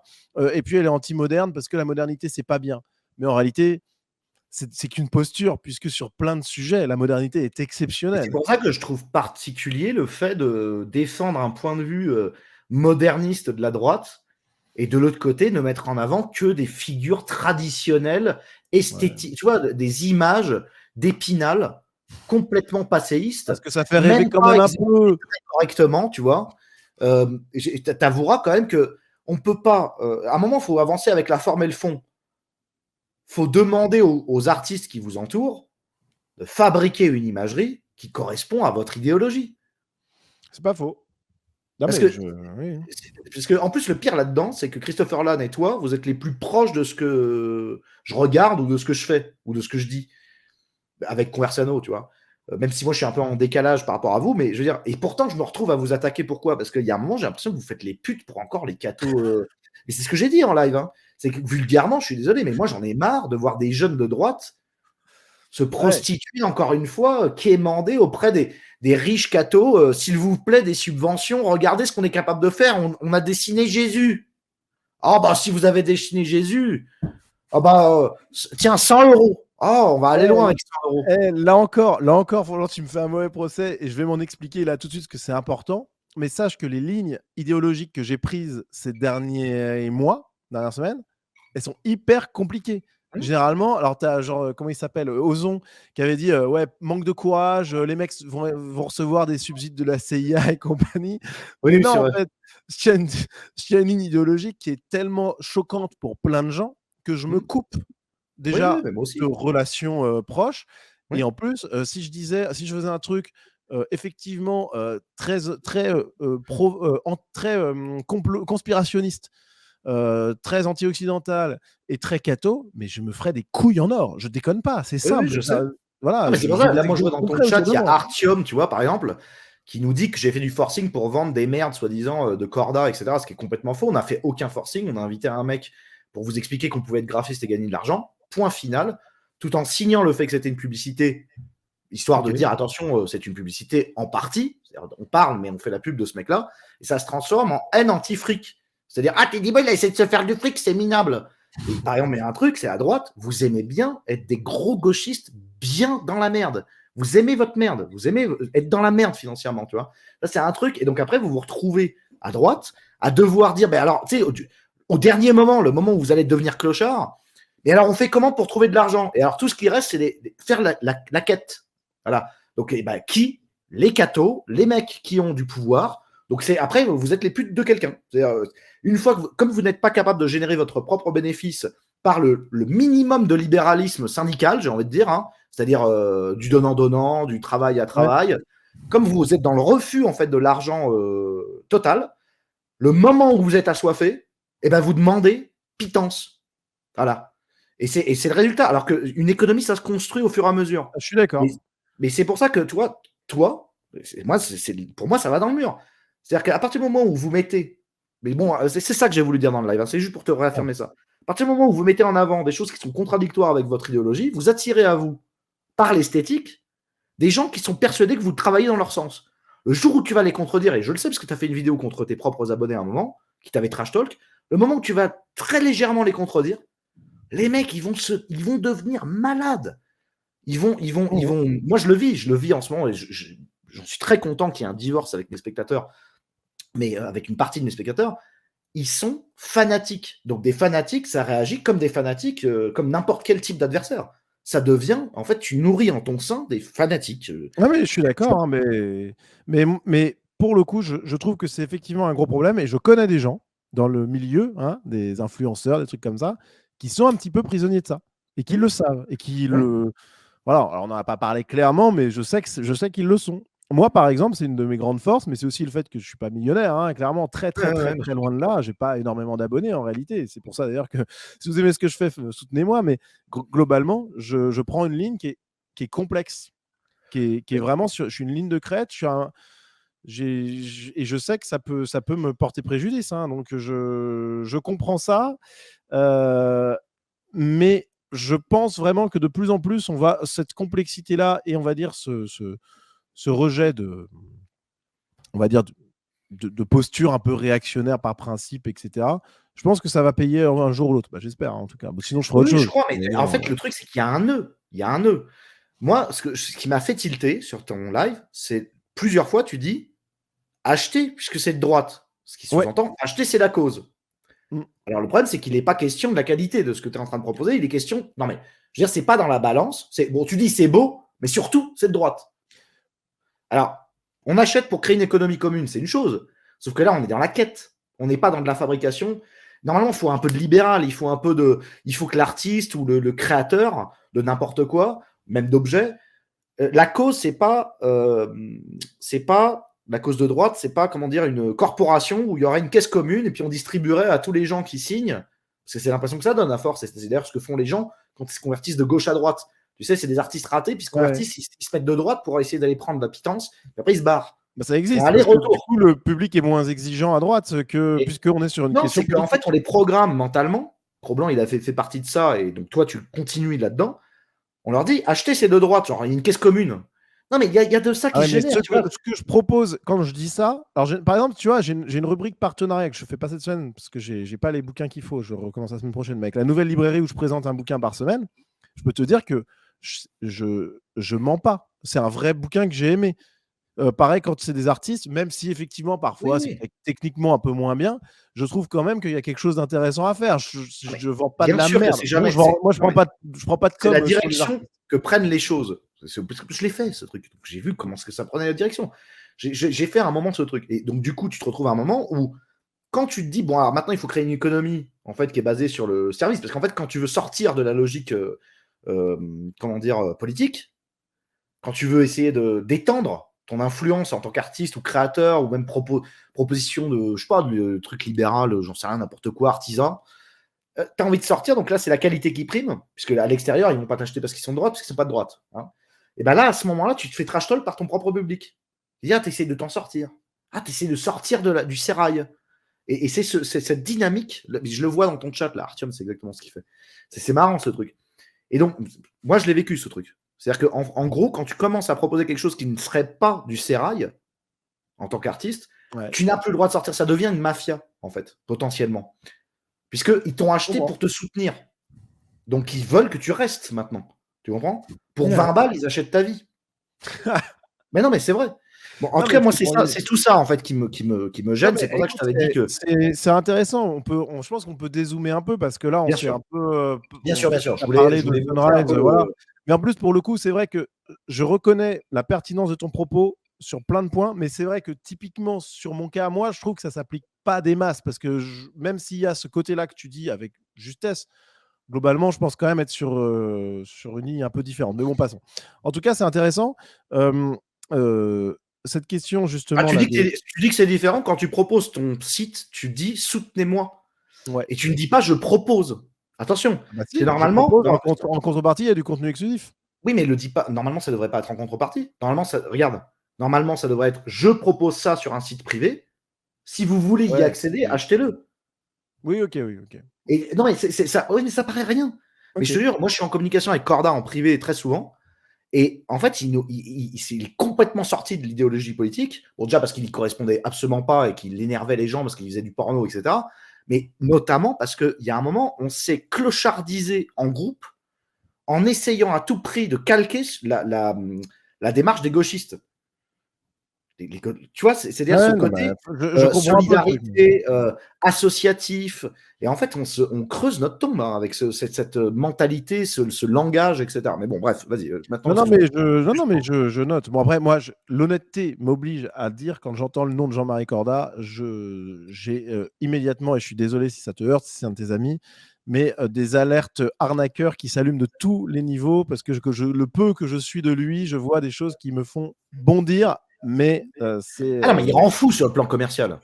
Mais Ah bah, il est jusqu'au boutiste sur cette démarche-là. C'est pour ça que je le cite. Parce que en allant au bout de cette démarche libéralo, arnaque ou chelou, bon, ça dépend des fois. Des fois, il ouais. fait pas d'arnaque, des fois, il en fait. Bon. Et en allant au bout, il est complètement conscient de l'autre bord qu'on représente, c'est-à-dire une forme de clochardisation. Ouais. Il est le miroir inversé, en fait. Ok, non, mais c'est Moi, intéressant. Juste pour info, je vais juste bannir de chat le dénommé Artium, puisque les barrières ont été franchies, les limites ont été franchies de l'indécence et de l'insulte, et qu'on n'est pas en démocratie ici, que c'est moi qui choisis ce qui se passe sur le chat. Alors, je vois Artemis qui revient sur les prohibés, et c'est vrai que j'aimerais qu'on close qu'on vas-y, vas-y. clôt un peu le débat là-dessus, parce que et qui dit les prohibés, mais surtout en avant des initiatives artistiques, pas nécessairement des artistes accomplis. Effectivement, le but est selon moi de motiver la droite à créer quelque chose. Et j'aimerais juste défendre ici, en conclusion, un peu les prohibés, parce que c'est un collectif qui est vraiment précieux, qui a peut-être des artistes qui sont un peu en dessous en qualité sur certains points, peut-être, mais oui, sans doute même, mais qui apporte quelque chose qui est très fort, je trouve, à notre camp, c'est quand même la recherche de l'artistique pour l'artistique dans plein de cas. C'est pas dans beaucoup de cas, c'est ça. Il y a peut-être des boutiquiers dedans, j'en sais rien, mais c'est Non, pas non, trop. mais ça veut dire quoi l'artistique pour l'artistique? Le Eh ben, c'est geste? par exemple, là, bah, moi j'ai une définition un peu normie du truc, hein, je ne suis pas un expert, mais c'est la beauté de la réalisation, et la volonté d'insuffler quelque chose qui soit de l'ordre de l'âme, de l'esprit, enfin, je sais pas comment dire ça. Pas forcément un truc catho, quoi, pour le coup, pour revenir à nos discussions, mais en tout cas, ils mettent en avant des gens, et qui, à droite, justement, à droite. Alors, toi, tu es un ancien aussi, je pense que moi, ça fait quand même quasiment 10 ans que je suis dans le milieu au sens large. Du talent artistique à droite, j'en ai pas vu beaucoup. Alors, peut-être que je regardais pas où il Non, fallait, il y en a pas énormément. On peut pas mais dire, justement, là, il y a un collectif qui met en avant des types qui ont ce truc-là. mais c'est le nœud du débat. C'est est-ce que il nous faut des talents à droite, c'est-à-dire des artistes qui travaillent pour la droite, Moi, je ou trouve que est-ce ouais. qu'il faut que les gens de talent disent quand ils sont de droite? Ah, mais ça, mais les deux, mon capitaine. Ah non, mais Ouais. moi, je ne crois pas. Je crois que Ok, des talents à droite, ça ne sert à rien. Je ok. crois réellement que c'est quoi la droite? C'est des partis politiques, en fait. C'est-à-dire se mettre au service de partis politiques. C'est quoi le bout d'avoir des talents à droite? Non, la droite, c'est un concept philosophique et idéologique qui est là depuis la nuit des temps, et qui est, pour faire très simple, l'ordre et l'aristocratie face au ressentiment, la médiocrité et l'égalitarisme. Ça, je pourrais te dire, c'est la gauche qui pense qu'elle est ça aussi. Non, ah bah La non. gauche est très pédante, très au-dessus du monde, elle s'extrait du monde, Oui, et mais c'est pas. ils ne se fréquentent qu'entre eux, et Oui, mais ils ça, c'est leur. s'éloignent des beaufs et de tout ce qui est. C'est leur pratique, c'est pas leur doctrine. Leur doctrine, c'est celle de l'égalité. La gauche, c'est le moteur principal de la gauche. Je vous renvoie vers l'émission qu'on avait fait avec Egonon, qui est disponible sur cette chaîne, où on analyse la chose. Le moteur principal idéologique et doctrinal de la gauche, c'est l'égalité. Voilà, la croyance que l'inégalité est mauvaise par nature. Mais dans la pratique, je suis d'accord. Les mecs fraudent la carte scolaire pour que leurs gamins soient pas au contact Ah des oui? extras. Enfin bon, Moi, j'ai envie de vous évidemment. dire, si vous voulez absolument ne pas fréquenter l'immigration française, il suffit de devenir de gauche et de fréquenter des gens de gauche. Alors là, Bah oui, vous êtes certain de ne jamais les voir. oui, mais par contre, tu tiens un discours qui est odieux, quoi. C'est ça le problème. Ah bah, c'est l'aristocratie dans ce qu'elle a plus grotesque, en fait. Ouais, bah là, pour le coup, il y a un gros problème de dissonance cognitive. Mais en tout cas, tu vois, moi, mais je comprends le désaccord en fait que tu as, et je comprends. Moi, j'ai un principe, d'ailleurs, j'en parle pas souvent du tout, mais qui est de considérer que si à droite, la droite attire forcément par définition, et c'est totalement normal, beaucoup de marginaux. Mmh. Ce qui est normal, puisque c'est une marge, tout comme l'extrême gauche, mais encore plus pire que l'extrême gauche, parce que c'est une marge diabolisée. C'est ça. Donc, il y a une surreprésentation de marginaux. Il n'y a pas que ça, il y a aussi des esprits extrêmement brillants, des gens Mmh. parfaits. Bon, bref, voilà. Mais du coup, effectivement, on a toute une partie de gens qui, en fait, dans un monde normal, seraient complètement sur notre ligne, qui sont pas dans ce milieu-là.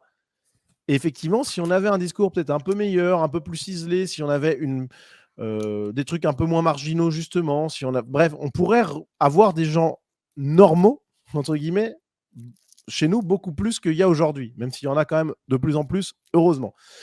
Mais je suis d'accord que, idéalement, dans un monde idéal, on devrait juste pas faire d'art militant et juste avoir des artistes qui sont de droite. C'est là la question de tout début quand je suis arrivé. Ouais. À quoi ça servirait d'avoir des artistes à droite, donc à convertir? Ouais. Mais à quoi ça servirait de convertir? Bah pour que des gens, des normies de droite qui ne s'assument pas, puissent le devenir, puissent s'assumer. Et faire quoi? Bah je sais pas. À quel moment on chasse en fait l'immigration débile? À quel moment on change l'éducation? Comment des gens qui se convertissent à droite, à quel moment ça s'incarne dans les faits et ça nettoie la France? Ah bah ça c'est une vidéo que j'ai fait aussi, je fais trop ma pub, c'est incroyable. Vas-y. Et pourquoi la droite perd toujours, explication et solution. En gros, et je montre en gros comment la gauche a gagné, et c'est une bataille idéologique, intellectuelle et culturelle. Et en fait, avant toute chose, il faut une bataille idéologique qui permette de structurer les choses. Typiquement, je parlais la semaine dernière des Français d'un village qui sont allés démonter un camp de Rome dans leur boîte à côté de chez eux. S'il n'y a pas un travail idéologique qui est fait pour structurer et justifier cette chose-là de manière intelligente, tu vois, costaud et compagnie, bah, les mecs vont se faire diaboliser, ça ne se répandra pas, ce genre d'attitude. Alors, est-ce que cette initiative a été prise par des gens de droite ou de gauche? Des gens normaux. Voilà, et c'est mais là. qui sont de droite, dans l'acte, dans les actes. Et on n'en sait rien. Moi, je vais te dire un truc, parce que c'est ça. J'ai pas de réponse, hein, mais c'est ça qui me fait bugger en ce moment avec la droite. Je commence à croire que la gauche n'a pas assez subi l'immigration physiquement. Puisque pour l'instant, ils se sont fait voler quelques portables et taxer quelques clopes. Ouais. Là, ils commencent à se prendre des coups de couteau. Et les gens de droite, comme c'est bon, on a compris ce qui allait se passer. Pour la plupart, moi, je suis plus en France. D'autres, ils sont allés se mettre à la campagne. Ah non, je suis plus en France. Ah ok, incroyable. J'espère ne jamais y refoutre les pieds, personnellement. Bon, malheureusement, le destin... mais on a su ou se protéger par le fait d'être puissant physiquement, ou en se groupant, ou en esquivant les problèmes, etc. Donc un droitard, en fait, subit 4 fois moins d'immigration qu'un mec de gauche maintenant, hein, parce qu'on est préparé. Moi, ce que je crois, parce que c'est ce qu'on voit dans certains pays, c'est que c'est la gauche, dans un pays d'Europe de l'Est, je crois, c'est la gauche qui va voter l'arrêt de l'immigration. C'est pas la droite. Je suis convaincu que c'est le PS qui mettra fin à l'immigration. Quand les gauchistes en auront marre de se faire emmerder, ils trouveront un effet de langage. Oui, en fait, c'est vachement bien, mais ils écriront un livre, genre quand le mélange doit trouver son équilibre. Tu sais, ils feront un livre comme ça, où ils se mettront en PNL, tu vois, ils vont se programmer mentalement pour savoir comment refuser l'immigration tout en restant gentils. Par exemple, donner des subventions aux Africains pour qu'ils y retournent, ou tu sais, ce genre de truc.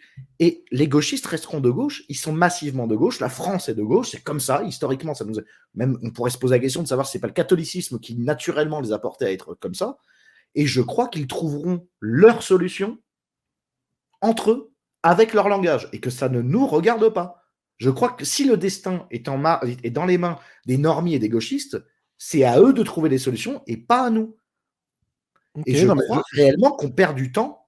Je vois ton propos. Il y a à mon avis, il y a quand même quelques lacunes. Déjà, j'en vois une évidente, à mon avis, hein, qui est que c'est une solution qui amène par le jeu mécanique de la démographie déjà enclenchée et qui arrivera à la situation de l'Afrique du Sud, en fait. L'Afrique du Sud, les mecs subissent le truc et ils sont finis, quoi. Donc, ça, c'est problématique quand même.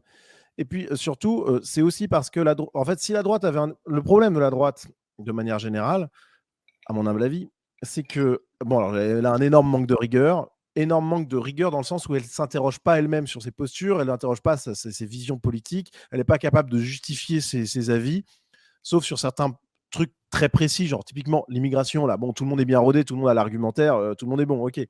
Mais sur plein de sujets, elle l'a pas et elle se discrédite sur énormément de choses, notamment le rapport à la modernité, etc. Bon, mais s'il n'y a pas de droite pour aiguillonner un peu même cette gauche qui peut effectivement virer en anti-immigration, typiquement comme au Danemark, s'il n'y a pas de Voilà, c'est droite le Danemark. structurée pour donner au moins un cadre idéologique, Mais je ne il sais pas ce qui se faudrait, passe. toi qui sais bien faire le boulot, il faudrait que tu vois comment le Danemark s'est retrouvé dans cette situation. Est-ce que c'est la droite du Danemark qui a réussi à donner les armes idéologiques à la gauche, ou est-ce que la gauche s'est mutée elle-même sans l'aide de la droite? Non, c'est vrai que c'est un vrai cas d'espèce qu'il faudrait étudier en profondeur pour pas dire de Moi, quand conneries, j'ai mais vu bien ça, je me suis dit, avancer. ok, là, il faudrait. Mais Ouais, ouais, on a un gros, gros dossier ouais, là. ouais. C'est vrai, tu as raison. Mais je pense qu'il y a quand même aussi un truc, c'est que eux, il y a aussi une question juste du réel, hein, ça j'en suis à peu près certain pour le coup, c'est qu'ils ont tout vu arriver en 10 ans, même pas. Et en fait, du coup, ça fait un choc démographique ultra violent que nous, on n'a pas eu parce que c'est latent depuis les années 70. Donc voilà. Mais bon, enfin, il y a aussi d'autres explications politiques qu'il faudrait aller trouver. Mais Mais le en truc, tout c'est cas, que moi, laisser la... à chaque fois, tu sais, il y a ce truc où c'est pour ça que je suis de moins en moins militant parce que, en fait, j'en ai marre de donner la soupe aux gauchistes. J'en ai marre qu'on donne la soupe aux gauchistes en parlant sans arrêt, par exemple, tu vois. Parce que regarde, un mec de gauche dont sa femme vient de se faire découper au but de Chaumont, Ouais. il va passer chez TPMP. Le réflexe, c'est de lui opposer un mec de droite qui va dire quelque chose, ou le mec de gauche va dire non, non, je ne veux pas rentrer dans ce jeu anti-immigration. Non, mais il faut pas y aller. Il faut le laisser passer sur le plateau et expliquer que sa femme s'est fait découper au but de Chaumont. Point. Tout seul. Et il se démerde. Il se démerde avec ses potes gauchistes, avec zéro contradiction de droite, Ouais, zéro c'est chaud. proposition politique. Juste, tu as été victime d'une injustice. Point. Voilà. Je vois ton. Franchement, c'est Silence. séduisant ton argumentaire, mais il y a quand même un truc. Mais c'est là où la droite doit être. Mais TPMP, c'est pas un bon exemple, mais où la droite elle devrait opposer quelque chose qui est de l'ordre plutôt non, plutôt que tu as de la réaction. Ah bah ça c'est la faute de l'immigration, etc. Enfin, tu as un truc un peu, je sais pas comment dire, mais une réaction un peu virulente, un peu bête, un peu Ben réactive. oui, mais... Peut-être faire quelque chose de plus sérieux, de plus sobre, etc. Ça c'est une possibilité, mais il faut Mais non, bien parce qu'il y ait qu'en fait, quelqu'un en qui dise gros, les tu termes.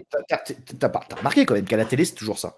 Tu as une victime que tu fais passer sur un plateau et tu lui mets une proposition de droite et une proposition de gauche. Donc, un journaliste ou un Ouais, politicien de gauche et Verdez un et journaliste et un politicien Poitiers. de Ouais. droite. Et on dit à la victime, alors, vous êtes d'accord avec lui ou avec lui? Et Hmm. puis le mec fait son marché. Alors il dit, non, non, je suis encore, malgré ce qui m'est arrivé, je suis encore de gauche. Mais en fait, il faut pas y aller.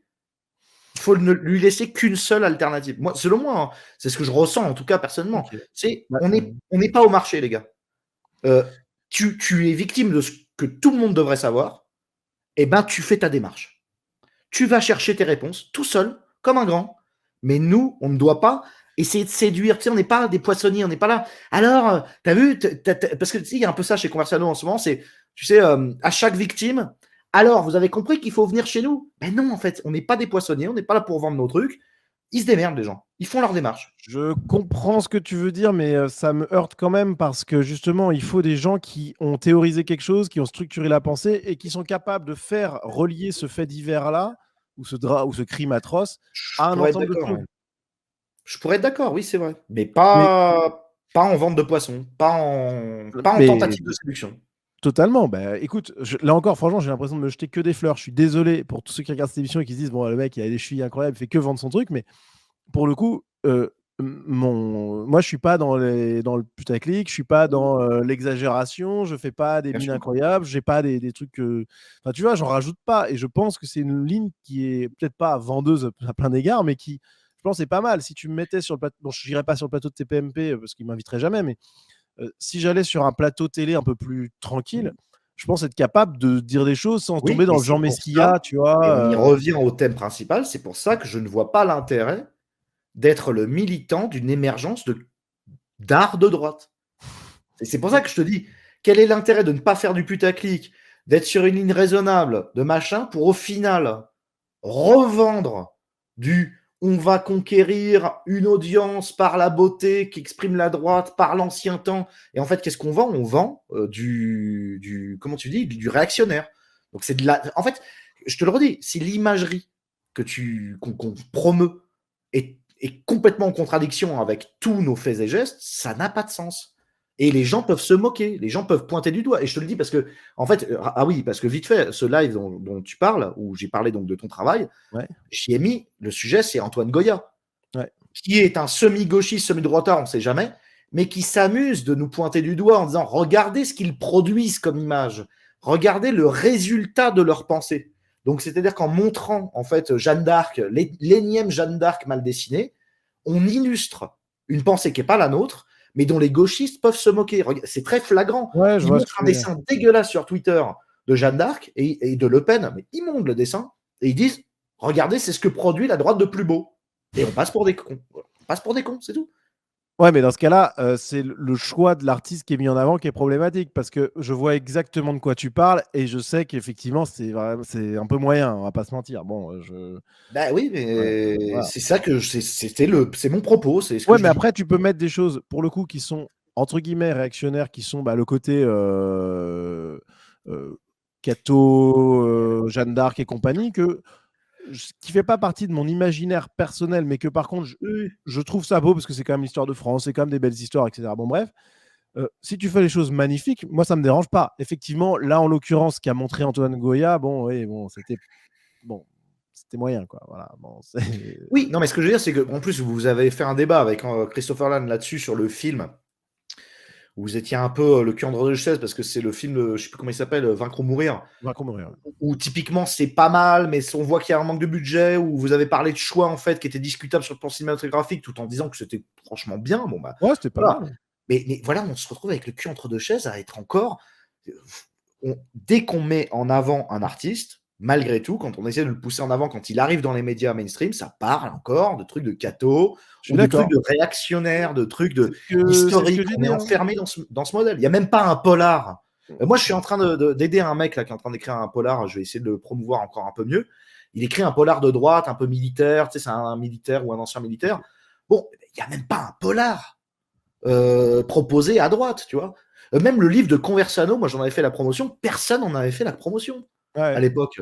C'est abusé, sérieux.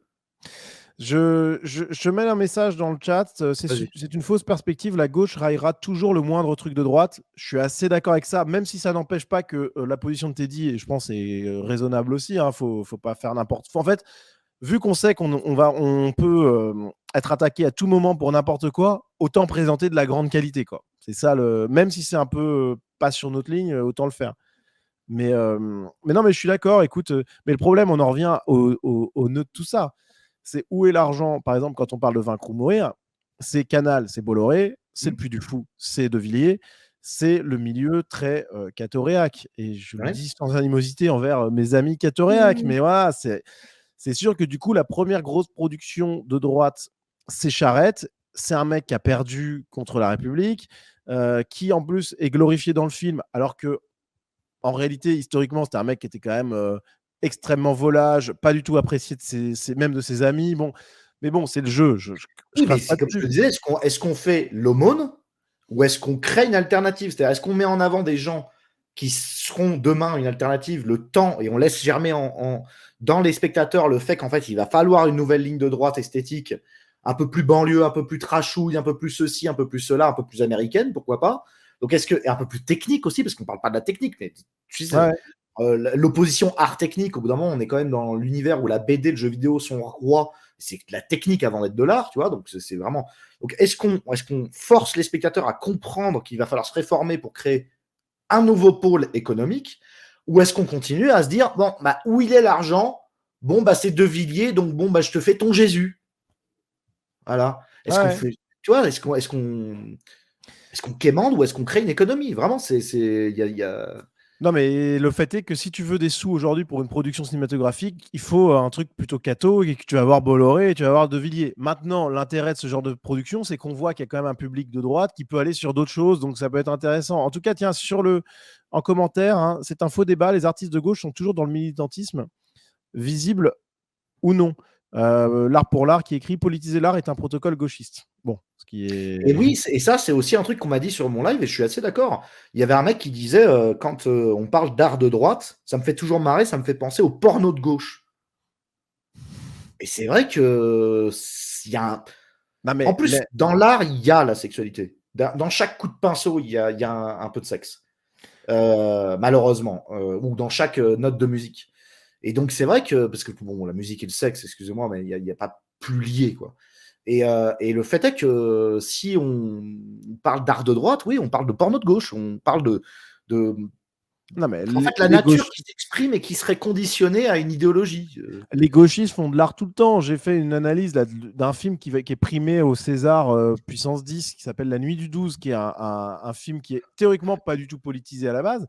Et les types, qui est donc un film qui va être récompensé, multi-récompensé, qui est un bon film, mis à part cette question politique d'ailleurs, les types t'en font un film politique. Un film militant, féministe, contre la violence des hommes. Lequel? La Nuit du 12. C'est Je connais pas. moi, c'est un film qui va être récompensé, enfin qui est le deuxième film le plus nommé au César, qui viennent très bientôt d'ailleurs. Mmh. Et les types, ils te mettent de la propagande gauchiste, même là-dedans, même dans des films, c'est un peu, pour le coup, techniquement, et c'est une proposition qui est belle, tu vois. Mais par contre, ils te mettent de la propagande. Donc pourquoi nous, on n'en ferait pas de même? Franchement, ça se défend, tu vois. Parce qu'on est perdant, déjà. Oui, mais Déjà, il si on faut a... accepter sa position de perdant. On n'a pas de thunes, on fait peu de vues, on est sous-représenté et les gens ne veulent pas de nous. Moi j'en suis là. C'est pour ça que je fais des lives privés, j'explique.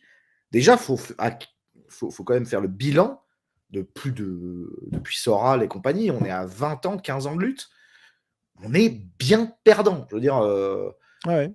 tant qu'on n'a pas fait ça, et donc après, il faut utiliser des outils, que ce soit de la propagande ou pas. En tout cas, il faut faire des choix en conscience après avoir posé ce postulat de l'échec, en fait. Ça fait Ouais. combien comment ça s'appelle, de votes là, d'élections qui sont mais une catastrophe. Ouais. On est 10 fois perdant, en fait. Non, mais je suis d'accord, mais c'est pour ça qu'il faut identifier les choses qui vont pas. Mais par contre, moi, je pense vraiment qu'il faut. Bon, c'est mon côté militant, et je comprends ton point de vue. Je le trouve pas con du tout, hein, clairement. Je Oui, suis non, pas, mais je suis pas tu as raison. persuadé. Faut pas... Je suis pas persuadé que tu as raison, parce que pour moi, il faut quand même lutter à fond sur Mmh. plein de trucs militants, même dans l'art et compagnie. On a quand même, comme le disait je sais plus qui dans le chat, on a quand même des talents de mecs qui se disent de droite, qui sont quand même assez extraordinaires. Et j'en ai reçu d'ailleurs plus d'un. Et je trouve que c'est quand même des choses qu'il faut valoriser. Après, ouais, globalement, la droite a perdu complètement ces dernières années. Ce qui est marrant, c'est que les gauchistes disent que c'est eux qui ont perdu. Mais bon, objectivement, quand on regarde justement les grands invariants politiques, c'est-à-dire l'égalité contre l'aristocratie, pour faire très très simple, bon, c'est eux qui ont gagné, Après, hein, sur clairement. certains critères, ils ont raison, hein, parce que l'opinion de droite est majoritaire sur Canal+, CNews, c'est sans arrêt, c'est en top tweet tous les jours.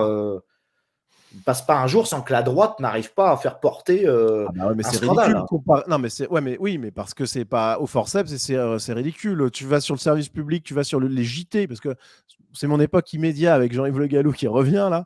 Mais CNews, c'est que dalle en audience. Au plus fort du plus fort du plus fort, c'est 900 000 personnes, quelque chose comme ça. Allez, 1 million. Hanouna, TPMP, au plus fort, c'est 1,2 million. 1,5 million les grands soirs.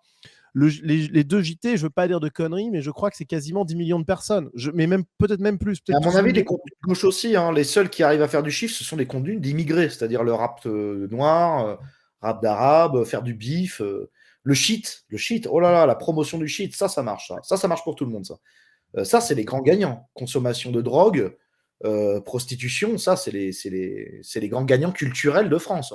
Ouais, c'est la culture racaille. Ça, c'est l'enfer absolu.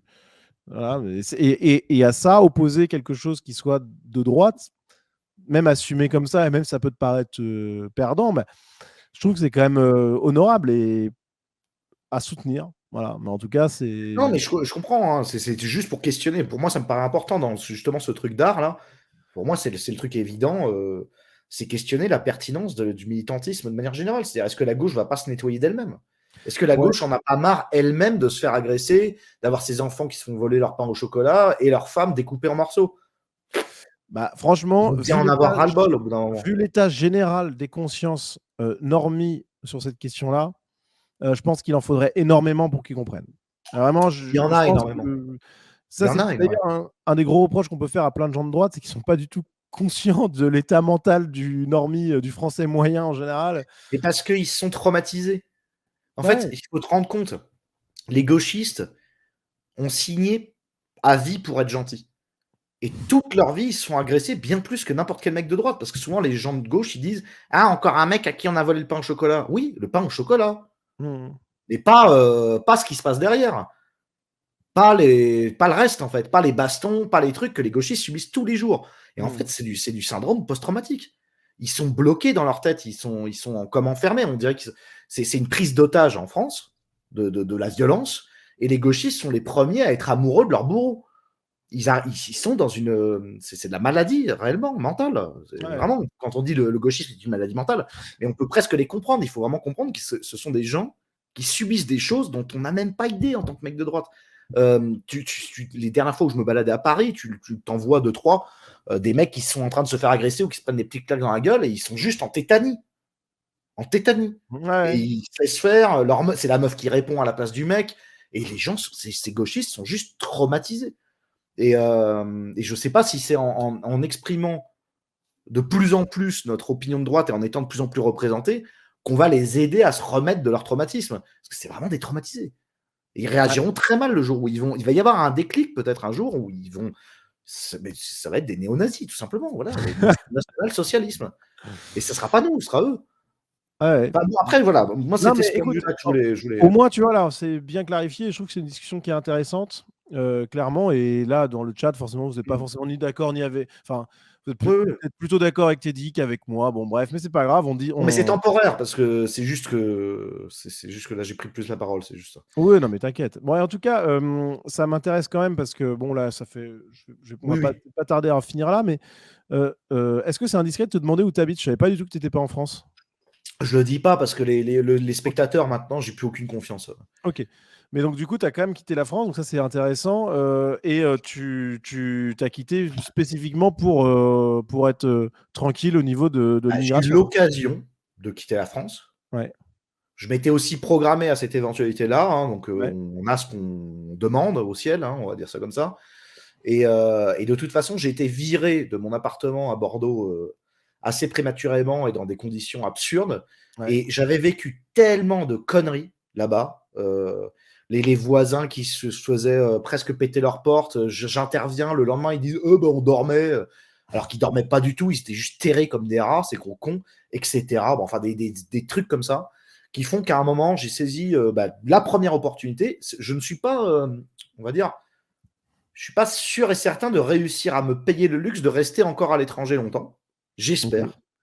Ok. Je suis sur la sellette. Je dis pas que je vais réussir, mais si j'ai les moyens, je continue à rester hors de France. Pour l'instant, ça me semble évident. Je viendrai faire un petit tour. Là, pour l'instant, je suis un traumatisé de la France. Hein. Ça Ok. fait 2 ans que j'ai pas foutu les pieds sur le territoire et j'y refoutrai plus les pieds.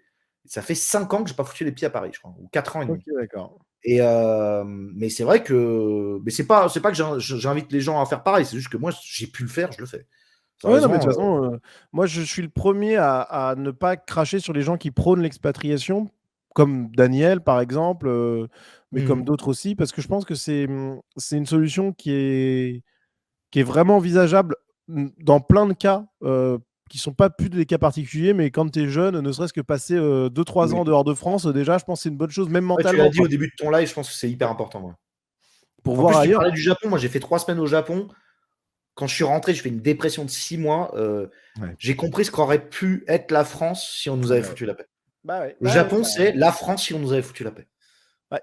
Bah oui, bah, ça c'est putain. Bon, bref, on va arrêter. Je change le sujet parce que sinon c'est un truc qui rend fou. Mais Ah oui, oui, aller dans un pays normal et quand tu reviens en France, tu pètes un plomb. En fait. ah non, mais tu Même, deviens même en malade. Italie, hein. Va en Italie, tu reviens en France, tu te dis mais attends, mais j'étais au paradis en fait, c'est pas C'est normal. Barbare Civilisé qui dit ça aussi beaucoup, ouais, Ouais. apparemment. Non mais enfin, tu fais en Espagne, c'est la même chose.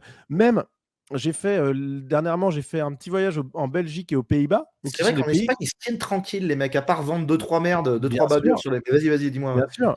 Et mais en Belgique, Pays-Bas, pays qui sont remplacés, hein, pas au même niveau Mhm. que la France, mais bon, ça doit pas être loin quand même. C'est différent. En fait, parce que là-bas, les mecs, tu te balades dans les cités à Bruxelles, t'as pas peur. Enfin, je sais pas comment te dire, mais t'es pas comme en France où c'est vraiment inquiétant. Tu vois, la cité, bon, tu es là, tu regardes un peu ce qui se passe, tu es en alerte. Là, c'est pas le cas. Alors, ça peut être le cas dans certaines, sans doute, hein, Mhm. mais en fait, j'ai l'impression vraiment qu'en France, on a vraiment le pire du pire, en fait. Ouais, je pense. Mais c'est possible. Hein. C'est Parce hallucinant. que moi, en Espagne, c'est pareil. Le soir, Tu vois qu'il y a des espèces de dealers ou des mecs chelous, mais t'as pas peur. Non. Tu te sens pas. En fait, les mecs, ils sont en train de fumer une clope en bas et de boire une bière. Ouais. Il n'y a pas le côté, il n'y a pas un gars avec une gueule de couteau qui est en train de chercher. Ouais. C'est ça qui est la différence. C'est qu'en France, il y a vraiment des gens qui cherchent. Ouais. Il y a des prédateurs, vraiment. Mais bon, en tout cas, c'est intéressant tout ça. Je sais plus si on peut finir rapidement. Tu avais aussi parlé de l'émission Nouvelle Vague dans un truc sur les milliardaires, c'est ça? J'ai pas pris le temps de regarder aujourd'hui, j'ai pas eu le temps. Je suis pas sûr. Ah non, pas du tout. Ok. Peut-être. Non, mais après, comme j'ai regardé pas mal de télé et que j'y ai vu des. Mais je crois pas sur les milliardaires, je pense pas, parce qu'il n'y a pas de. Ok, non, mais bon, c'est pas grave. Hein. Mais Parce que ça aurait fait un autre. oui. Non, mais après, pour l'argent, moi, là-dessus, je pense que Corda, bon, je sais que malgré tout ce que vous pouvez penser de Corda, et c'est certain, mais là-dessus, il est quand même très efficient sur cette question-là. Le langage, en fait, parce que moi, j'en suis, hein, j'ai vécu des dons, et je vis encore en quelque sorte des dons, mais maintenant, on essaie de tourner ça en Patreon, et on arrête, par exemple, le mot soutenez-nous sur Patreon, on l'a enlevé. Maintenant, c'est rejoignez-nous, parce qu'on propose un contenu. Non, mais il faut vraiment, c'est la guerre de la langue, parce qu'on propose un contenu, si les gens veulent le payer pour le voir, ils peuvent. Mais c'est pas pour nous soutenir. C'est-à-dire quelqu'un partirait de ce truc-là, parce qu'il y a ce problème aussi. T'imagines un gars qui va sur Patreon, et puis il a fait un don, c'est-à-dire une adhésion. Il va se sentir mal à l'aise le jour où il n'a plus les moyens, où il est en désaccord avec ton contenu. Et c'est là qu'il va vivre en lui une colère montante. Il va commencer à détester le mec parce qu'il n'ose pas partir et puis en même temps, il n'est plus d'accord avec son contenu. Non. Pour ça, le libéralisme a du bon. Il y a un produit, il a tel prix, tu le prends, t'en as marre, tu te barres, il n'y a pas de problème. Ouais. C'est clair, c'est net. Tant que c'est qualitatif, tu payes. Si tu trouves que c'est plus qualitatif, tu pars. Tu y reviens quand tu veux. Tu vois, et ça, en fait, c'est une réforme parce que on est en train de se faire happer par YouTube, Tipeee et tout un mécanisme du don qui nous clochardise. Ça clochardise le mouvement, ça clochardise les personnes, ça donne un pouvoir aux spectateurs qui n'est pas sain. C'est-à-dire que pour 20 balles, ils payent notre cul, en fait, ils payent notre âme. Ils veulent aussi diriger comment on pense. Ça les met dans une posture qui est très problématique, en fait, et qui est un pouvoir qu'ils ne devraient pas avoir et qu'ils ne veulent même pas avoir. Donc c'est vrai que pour finir avec cette histoire d'argent, parce qu'on parlait des millionnaires, là, il y a une nouvelle pensée structurelle à mettre en place par rapport à l'argent et nos spectateurs. Ça, pour moi, c'est urgent. Hein.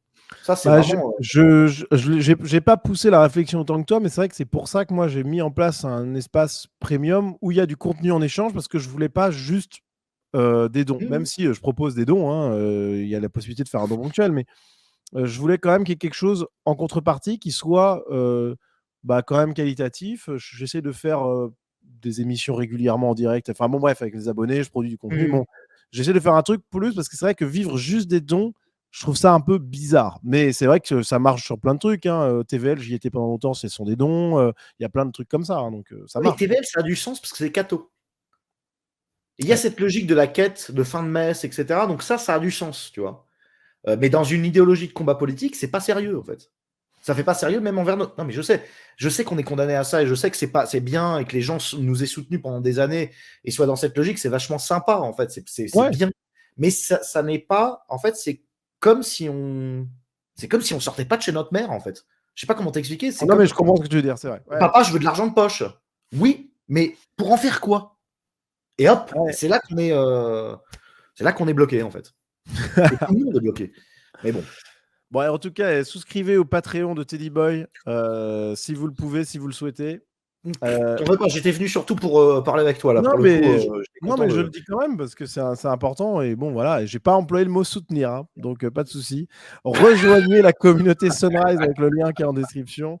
Pour ceux qui n'ont pas la référence de Teddy Boy, qui n'ont pas la chaîne, vous avez aussi en description le lien vers la chaîne, bien entendu, pour que vous puissiez découvrir. Donc non, discussion intéressante et ça permet d'aborder des sujets intéressants, l'art, la question de la politique, de convertir les autres ou pas. Enfin, vraiment, tu vois, on n'est pas forcément en accord, mais je comprends complètement ce que tu dis et je pense même qu'à un certain niveau, c'est vrai en fait. Donc c'est costaud. Oui, tout en expliquant bien que ce qui est faux, c'est que ça fonctionne ce que tu fais et ce que vous faites. C'est que ça a vraiment un intérêt et une utilité, vraiment pour former des gens mentalement et aussi parce que c'est un réel refuge pour les personnes d'entendre ça traité correctement. Donc c'est pour ça que moi là je dis des choses un peu brutales vite fait quoi, mais en vrai je me tiens bien à l'écart du fait de comment dire oui, d'être méchant ou quoi, parce que je sais à quel point vous faites un travail propre que je serais incapable de faire. Mais c'est juste qu'il y a des limites, des fois, tu sais, qui peuvent coûter cher à long terme, quoi. Ouais. Non, bah écoute, en tout cas, c'était un plaisir de t'avoir ce soir. Et c'est vrai que je t'avais jamais invité sur Sunrise, mais c'est mon petit côté justement pas à fond dans le milieu où il faut Ouais, que ouais. je me soigne. Mais en tout cas, ça serait avec grand plaisir que je te retrouverai à l'occasion. Si on se trouve une occasion, ouais, franchement, un plaisir aussi. Ouais, même sur de la. Je sais que tu fais beaucoup de revues d'actu, toi, sur On a dans ta arrêté. chaîne. On a arrêté. Ah, vous avez arrêté? C'était Mais bon, juste bah, pour jouer, en fait. On voulait juste tester ça pendant un mois, c'est tout. mais en tout cas, si jamais tu veux en faire ici, il n'y a pas de souci, tu es le bienvenu. Ok. On s'en reparle à l'occasion. Merci à tous qui avaient été nombreux ce soir, ça fait plaisir. Près de 330 personnes là en direct, c'est pas mal du tout. Merci à vous. Et puis, bah, les amis, on se dit à très vite. Teddy, au plaisir aussi. Oui, amusez-vous bien, travaillez bien et courage pour la suite. Allez, salut tout le monde. Bonne soirée. À la Ciao. prochaine.